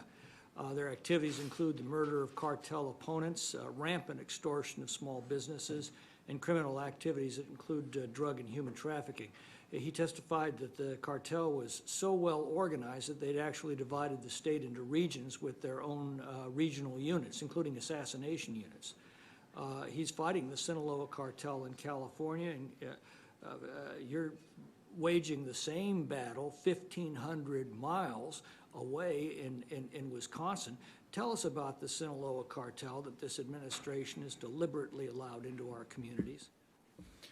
Well, I'm hopeful that we don't get to the point of where California is. I think right now we have it to a point under control here in Wisconsin as far as there's only a few of them, and they haven't gotten to the point of what you're seeing in California. But obviously, if we don't take action when we make the initial arrest and we just let them go into the wind and continue their operations, that's going to enable the leaders of the cartel to say, look, they're not doing anything to us in Wisconsin. What can we do now because they let us get away? If we continue down this road another 4 years, what do you anticipate? I anticipate we'll have additional, just like we're seeing across the country with the Tren de Aragua. We're going to see this happen here as well with this cartel. What kind of crimes are they responsible for? I mean, these are not exactly Rotary Club recruits. Right. No, these are individuals that in our areas we're seeing drug, fentanyl overdose, fentanyl distribution, methamphetamine distribution, pushing drugs. That's what we're seeing right now. Obviously, that grows as they become more prevalent in our communities. Right now, we are concerned because we don't want more families like you heard from here today. And that's what we're going to see if that continues. We're seeing some 300 a day, I'm told, on average across the country. Sheriff Boudreau estimated that fully half of the crime that he's now dealing with is due to illegal migrants. A few weeks before that, NYPD officials estimated that about 75% of the crime that they're now dealing with in Manhattan is due to illegal migrants. What percentage of the crimes would you estimate that you're dealing with are now due to illegal migrants in your county? I believe it's growing. It's a much lower rate yet. We still have hope here. I think we're probably in the 20% range, 15 to 20, but it's growing. How rapidly has this condition developed? Over the last 4 years is when it really has started to rear its ugly head. Before that, we had slow incremental growth. There's been that growth. But over the last 4 years, it's really exploded, and we're seeing it especially in the drug area. Sheriff Boudreau testified that according to his discussions with his counterparts across the country, the problems that he was describing in his own county and that you've described in yours are becoming typical of communities throughout America. Have you discussed this with other sheriffs, and what are they saying? As I said earlier, yeah, we've talked about it. I asked the other sheriffs for examples, and there was no shortage of supply of examples across our state of these various types of crimes. And in my neighboring county of Columbia County, he couldn't break it down into individuals. He just said, there's a bunch of these various types of sexual assaults. We're seeing a lot of sexual assault types crimes, things that you would never accept here. It's almost like part of their culture. We're seeing the sexual assaults and the drug offenses, homicides, scams across the variety of all the different crimes that we see. They're pushing it here. Mr. Curtis, what we seem to be seeing is that illegal migrants concentrate in very large numbers in very short periods of time in small towns and then completely overwhelm those local communities. So a lot of communities haven't faced this yet. But for those that do, the effects are devastating. What would you say to those communities that have not yet seen this influx into their towns and neighborhoods? Great question, sir. Unfortunately, a lot of this does come down to resources. As we've heard from a school district standpoint, you need to be prepared if you're going to see this influx of ESL students. But frankly, I would argue it even goes, unfortunately, beyond that, right? A lot of the school resource officers in Whitewater, according to the emails that we reviewed, really spend a significant amount of their time simply doing home visits to identify, why students aren't attending. The truancy rates have significantly increased in the district. So these are really basic issues, almost operational issues that school districts have to be prepared for. And obviously, the sheriff and the district attorney have noted some of the law enforcement concerns. So if it hasn't come to your community, it's going to, if this continues. And if it's in your community, it's going to grow if this continues. Is that essentially what the two of you are telling me? Yes, sir. Yes, sir. Gentleman yields. I'll recognize the gentleman from Oregon for his questioning. Thank you, Mr. Chair, and thank the panel for being here. Kamala Harris, just a little over a month ago, made a statement regarding violence against women, and she was stating this on the anniversary of the Violence Against Women Act, and at the end of her statement she says, as we reflect on the life-changing progress we've made over the past 30 years, we recommit to the critical work ahead together alongside survivors, advocates, allies. President Biden and I will continue to do everything in our power to ensure that every woman throughout America has freedom to live safe from violence and hate. She said that, and yet at the same time, the Biden administration has allowed 1/3 of the folks that came across the border are from Central America. Let me read this. Gender-based violence in Latin America has the highest rate. Latin America has the highest rate of gender-based violence in the world, according to the Wilson Center. 1/3 of the folks that came in, the 6 million, 2 million, are from Central America. And so we hear President Trump state that folks from south of the border are rapists. He was speaking in, obviously, generalities. But the specific point was made the other day in front of our Judiciary Committee by April Aguirre, who came in and talked, a crime victim advocate, saying how the attitude toward women in Central America is horrible. The question to you, Sheriff, is how in the world, when we have people that come in where women are second-class citizens in many respects, and you can look it up, Google it, in these countries, how in the world are we going to do something about it now that we have all these folks from those areas here? And this is real, and this was brought home to us in graphic detail by Ms. Aguirre in front of our committee just 2 months ago. And she was disdainful of the assertion that somehow we could fix this.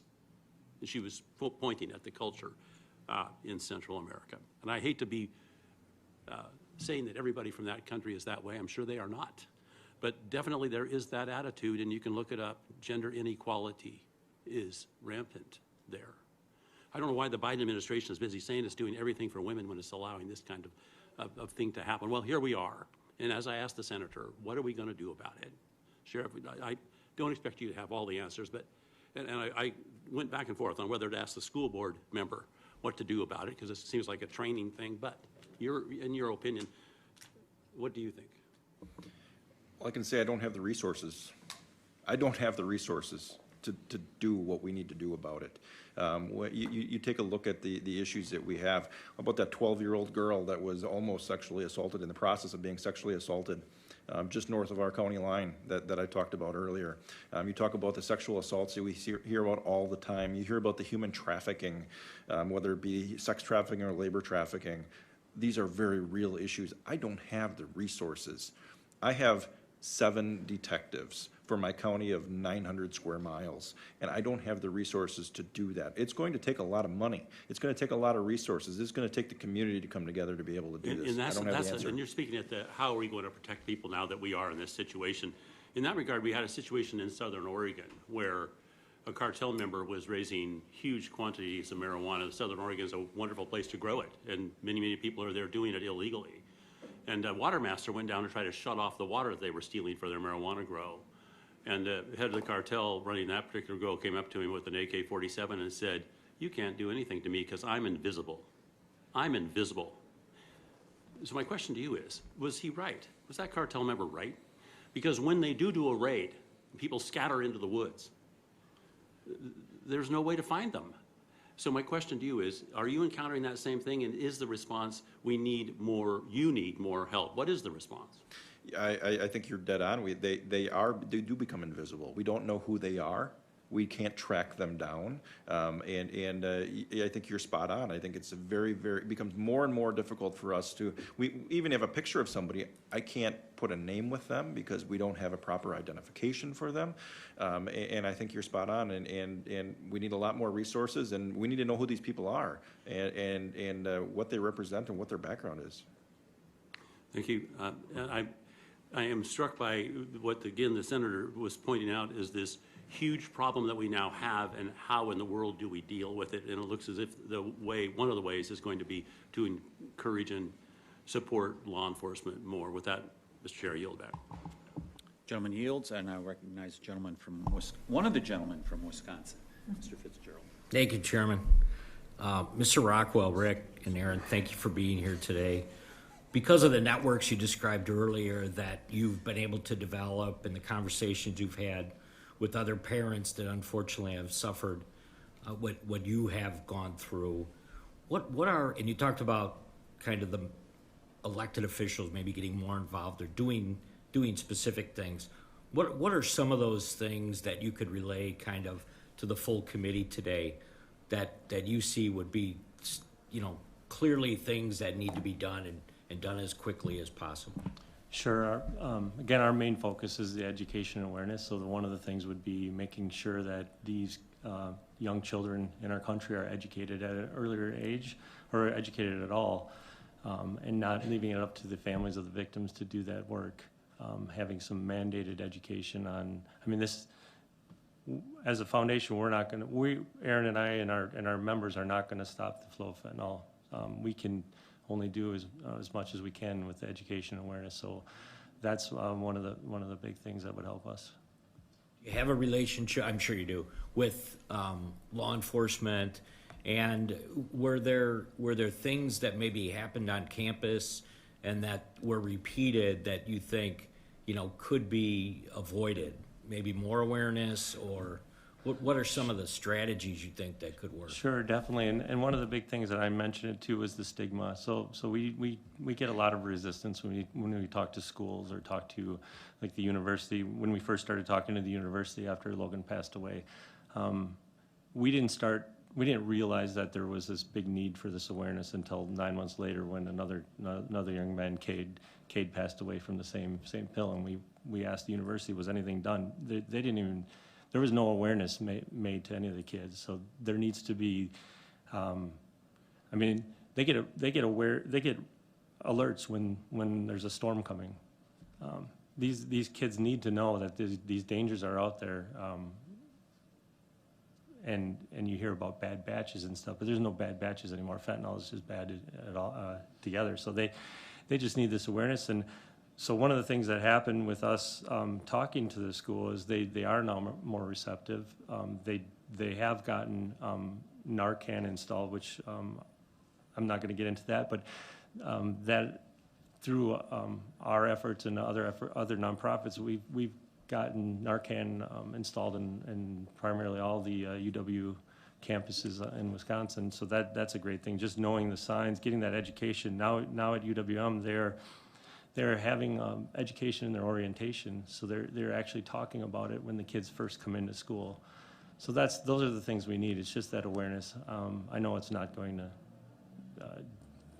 100% get rid of the issue, but that would help. Good, thank you. Yeah. And I do apologize too.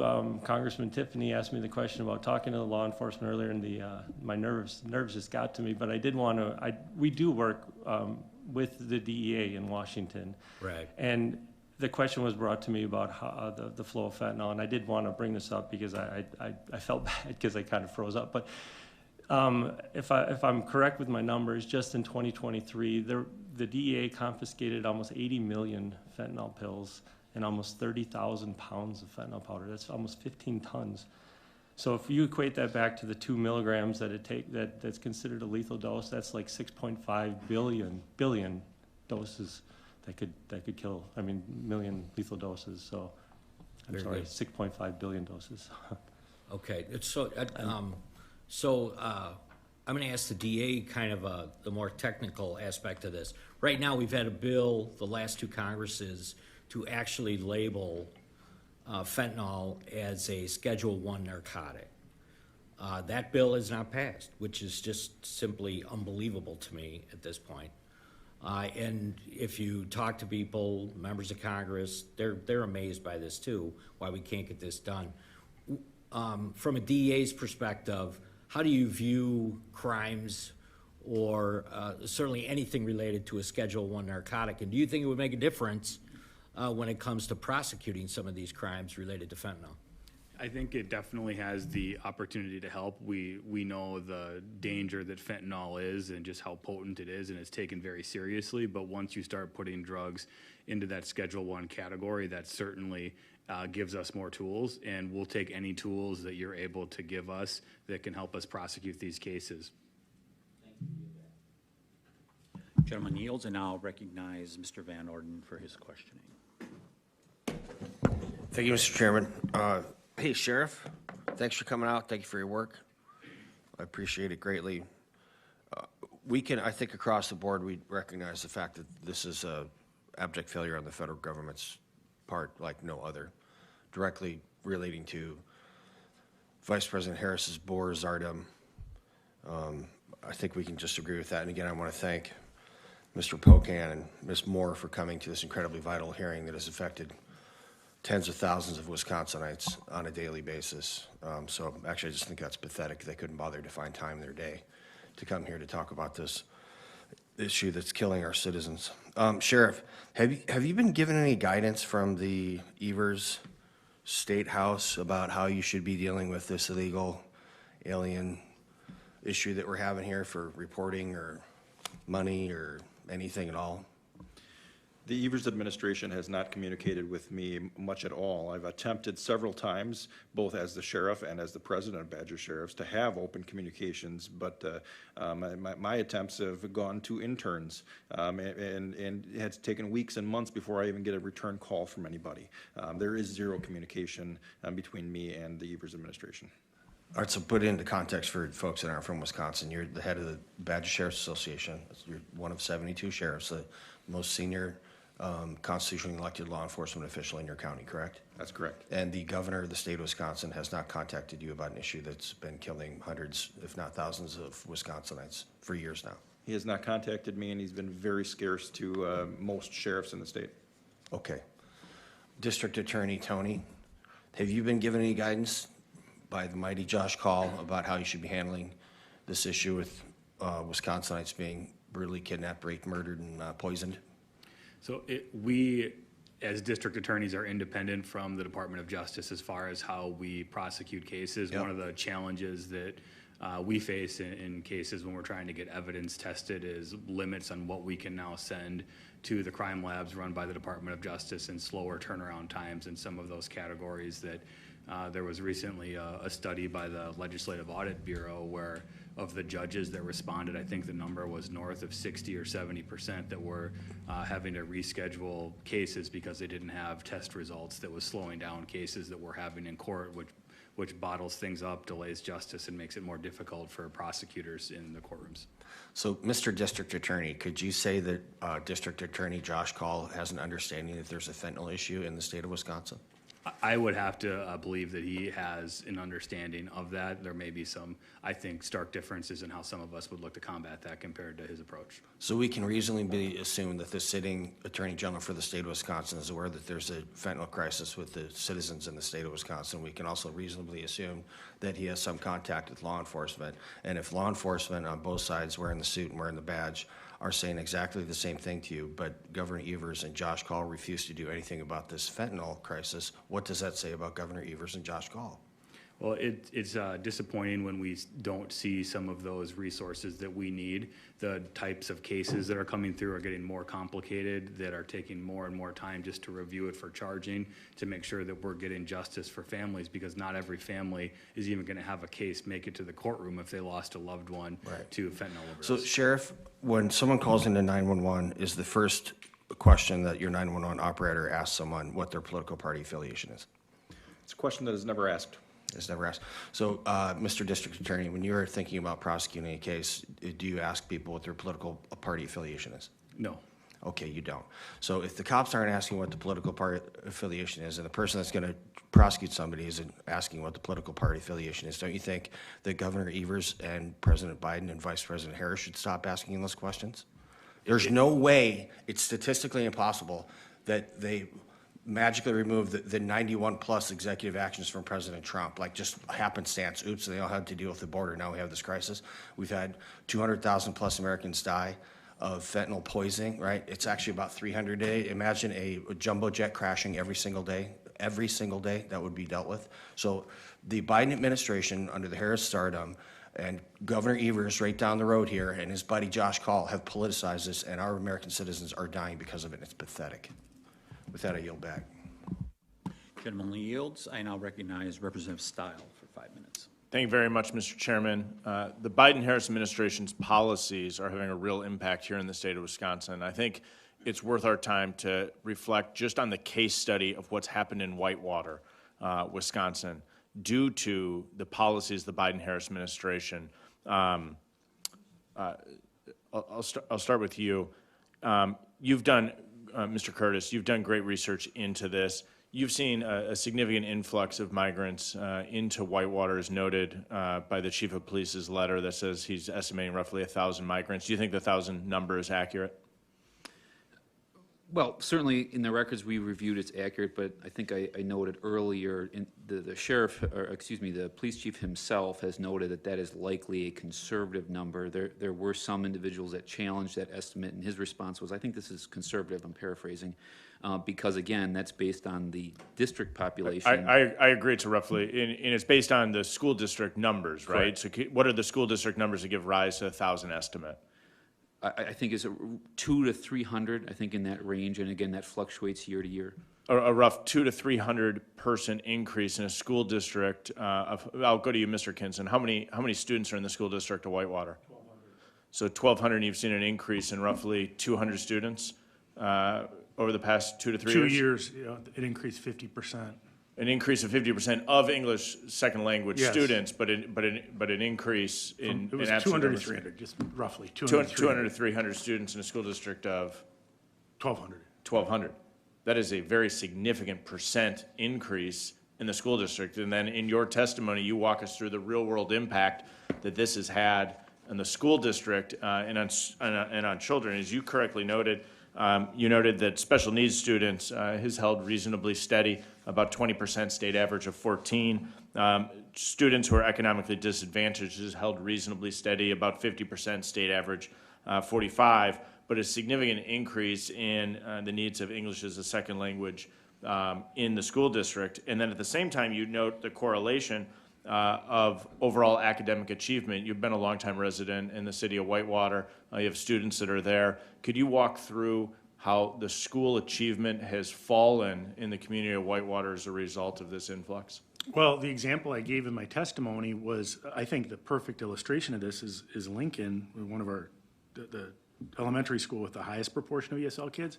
So 5th grade last year, they had 25% of that class was ESL. 80% of that class was not reading at grade level in English. So I think this is really important. So let's just dive into Lincoln Elementary in the school district of Whitewater.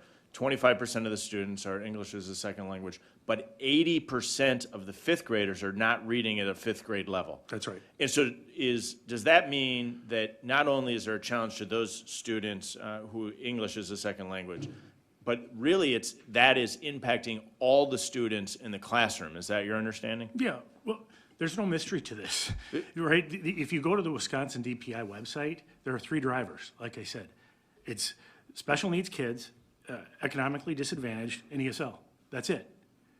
You can determine what a school's outcome is going to be based on that. As you raise one, right, the test scores are going to drop. It's invariable. And it's not just Wisconsin or Whitewater, it's across the country. So every mom and dad who has a child in the Whitewater School District is being negatively impacted by the Biden-Harris administration border policies, by the Biden-Harris administration catch and release policies. That is directly impacting every student in the Whitewater School District. And when we extrapolate that out and we look statewide and nationwide, it's actually impacting almost everyone. And it uniquely impacts hardworking families in school districts that are not uniquely affluent. Moms and dads who have unlimited cash flow find ways to take care of their children. They drive to another school district. You noted in your testimony some people drive to Elkhorn School District. Some people move to school districts or send their children to private schools with their own resources. Or better yet, they don't come to Whitewater, right? That's the other dynamic I didn't talk about. If you're a parent and you care about your kids, you're not moving to Whitewater. That's the sorry truth of it. We had it's a university town. When I grew up, all the professors' kids went to Whitewater. Now they don't. I grew up 20 minutes away. I know the city well, and the impact that the Biden-Harris administration policies are having in Whitewater is really just an example of the horrific policy impact that this is having across our state and across our country. This is why securing the U.S.-Mexico border is absolutely essential, not just for all the students in the community of Whitewater, but for students across our state. Cognizant of my time, I'd go on and dive into some of the drug trafficking issues that we've seen in Whitewater as well. But Mr. Chairman, I'll yield back. Gentleman yields, and I'll recognize Representative Grothman for his questioning. Thanks. First, a little comment. I've been down on the border many times. And one of the things you hear if you talk to Border Patrol or the people who have to analyze or interview the people coming across is all the sexual assaults going on at the southern border. That is one of the prices that people have to pay for this open border policy. I again and again hear, and I talked to the woman last time I was down there who did examine everybody, and she told me, yeah, it's something we see all the time.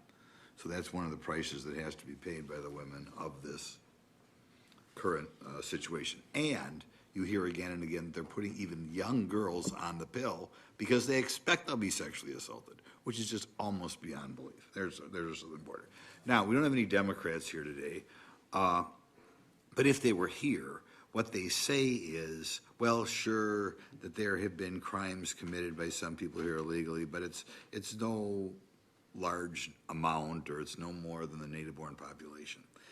I have talked to many judges, other DAs from my district prior to this hearing today, and one of the things I hear is that nobody knows, really, I don't know how anyone can make that statement, because nobody knows how many crimes in this country are being committed by illegals. If I go to one of the state prisons of my district, they have no idea how many people in that prison are here illegally. If I talk to somebody, how many people in your jail, county people, are here illegally, they have no idea. If I say last year in the United States there were 15,000 murders, how many were committed by illegals, nobody knows. I'd like to ask, I guess, both Sheriff Schmidt and District Attorney Toney, does anybody keep track of how many crimes in this country are committed by illegals, or is that just a number, despite the blizzard of paperwork that is required out of Washington, nobody knows? I think you're right on par with what you're saying. We really don't know. Mr. McClintock asked me a percentage. I had to guess, because I don't know how many people are committing crimes in our areas. I'm unique in my county because I have a holding facility for immigration. So we have the ability to, once they're booked in, we're able to identify if they're supposed to be here or not. But I'm one of very, very few across the country that have that ability. And most of the time when they get booked in until a couple days later, even I don't know that. So there's no way for us to even know that.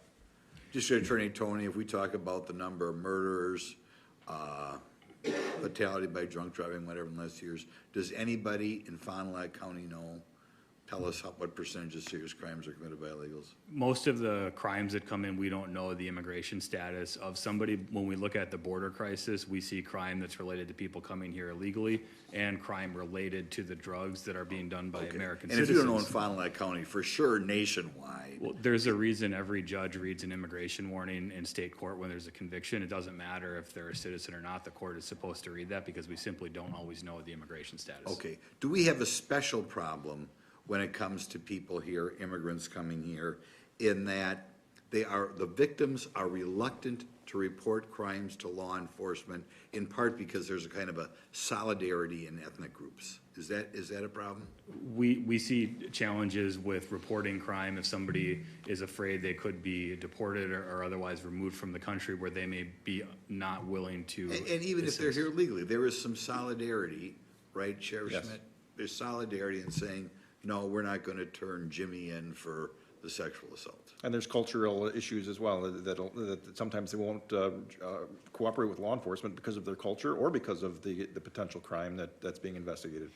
Okay, and do we have another problem, which people mention, particularly from the Latin American culture, in which people are giving different last names at different times, depending upon whether they're arrested? This is a special problem we maybe don't have with American, but people who grow up in that culture, all of a sudden one day it's Morales Rodriguez, the next day it's Rodriguez Morales. Is that a problem? Different last names, different first names, different birth dates, different everything. Yes.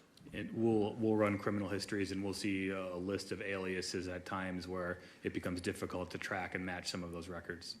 Do we have another problem, and I think District Attorney Toney, you kind of mentioned this, that people, perhaps victims of human trafficking, may be threatened with, we're going to turn you in and you might be deported, which is another challenge for law enforcement that you don't have with the native-born. Is that true? We do have challenges with those that are in the country illegally. There is a U visa system to try and help make sure we can have those witnesses or victims here, but that gets slammed with people applying that shouldn't even be applying, taking spaces away from those victims that we need here. Is that true? Yes, absolutely, I think it's true. Do we have another problem? There's a cultural difference between people coming here and the native-born. Is it accurate to say that maybe in other cultures, drunk driving is not to be taken as seriously as it is in this country? I don't think I could speak to that. I don't know the particular cultures, but I'm sure there is some aspect of that. Okay. Same thing following up with regard to sex with a minor. I think maybe is it accurate to say that, you know, in this country, maybe we'd be alarmed if a 14 or 15-year-old gal was involved, you know, sexual activity. Perhaps in other countries, it's not considered quite as big a deal. Well, you know, I just had a exchange with a social worker where we were dealing with the underage sex, and the social worker described it as a cultural difference.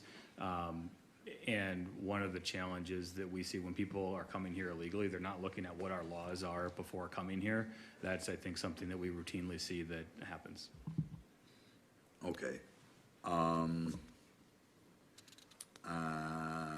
Same thing with regard to perhaps physical abuse in domestic relationships. Is there another maybe a little cultural difference there? Well, one of the cases that I referenced, it's a domestic violence case, a brutal stabbing that we have set for trial in November, so I don't want to get into much of the details, but we do see those challenges. Okay. As do we. That's true. Okay. Well, there's a lot of good questions to get in there. I guess I'll have to give the rest of the time back to you, Mr. Chairman. Thank you very much for those excellent questions. Appreciate it very much. If everyone's questions have been asked and answered, that will conclude today's hearing. We thank all of our witnesses for appearing before the committee. Without objection, all members will have 5 legislative days to submit additional written questions for the witnesses or additional materials for the record. Without objection, the hearing is adjourned.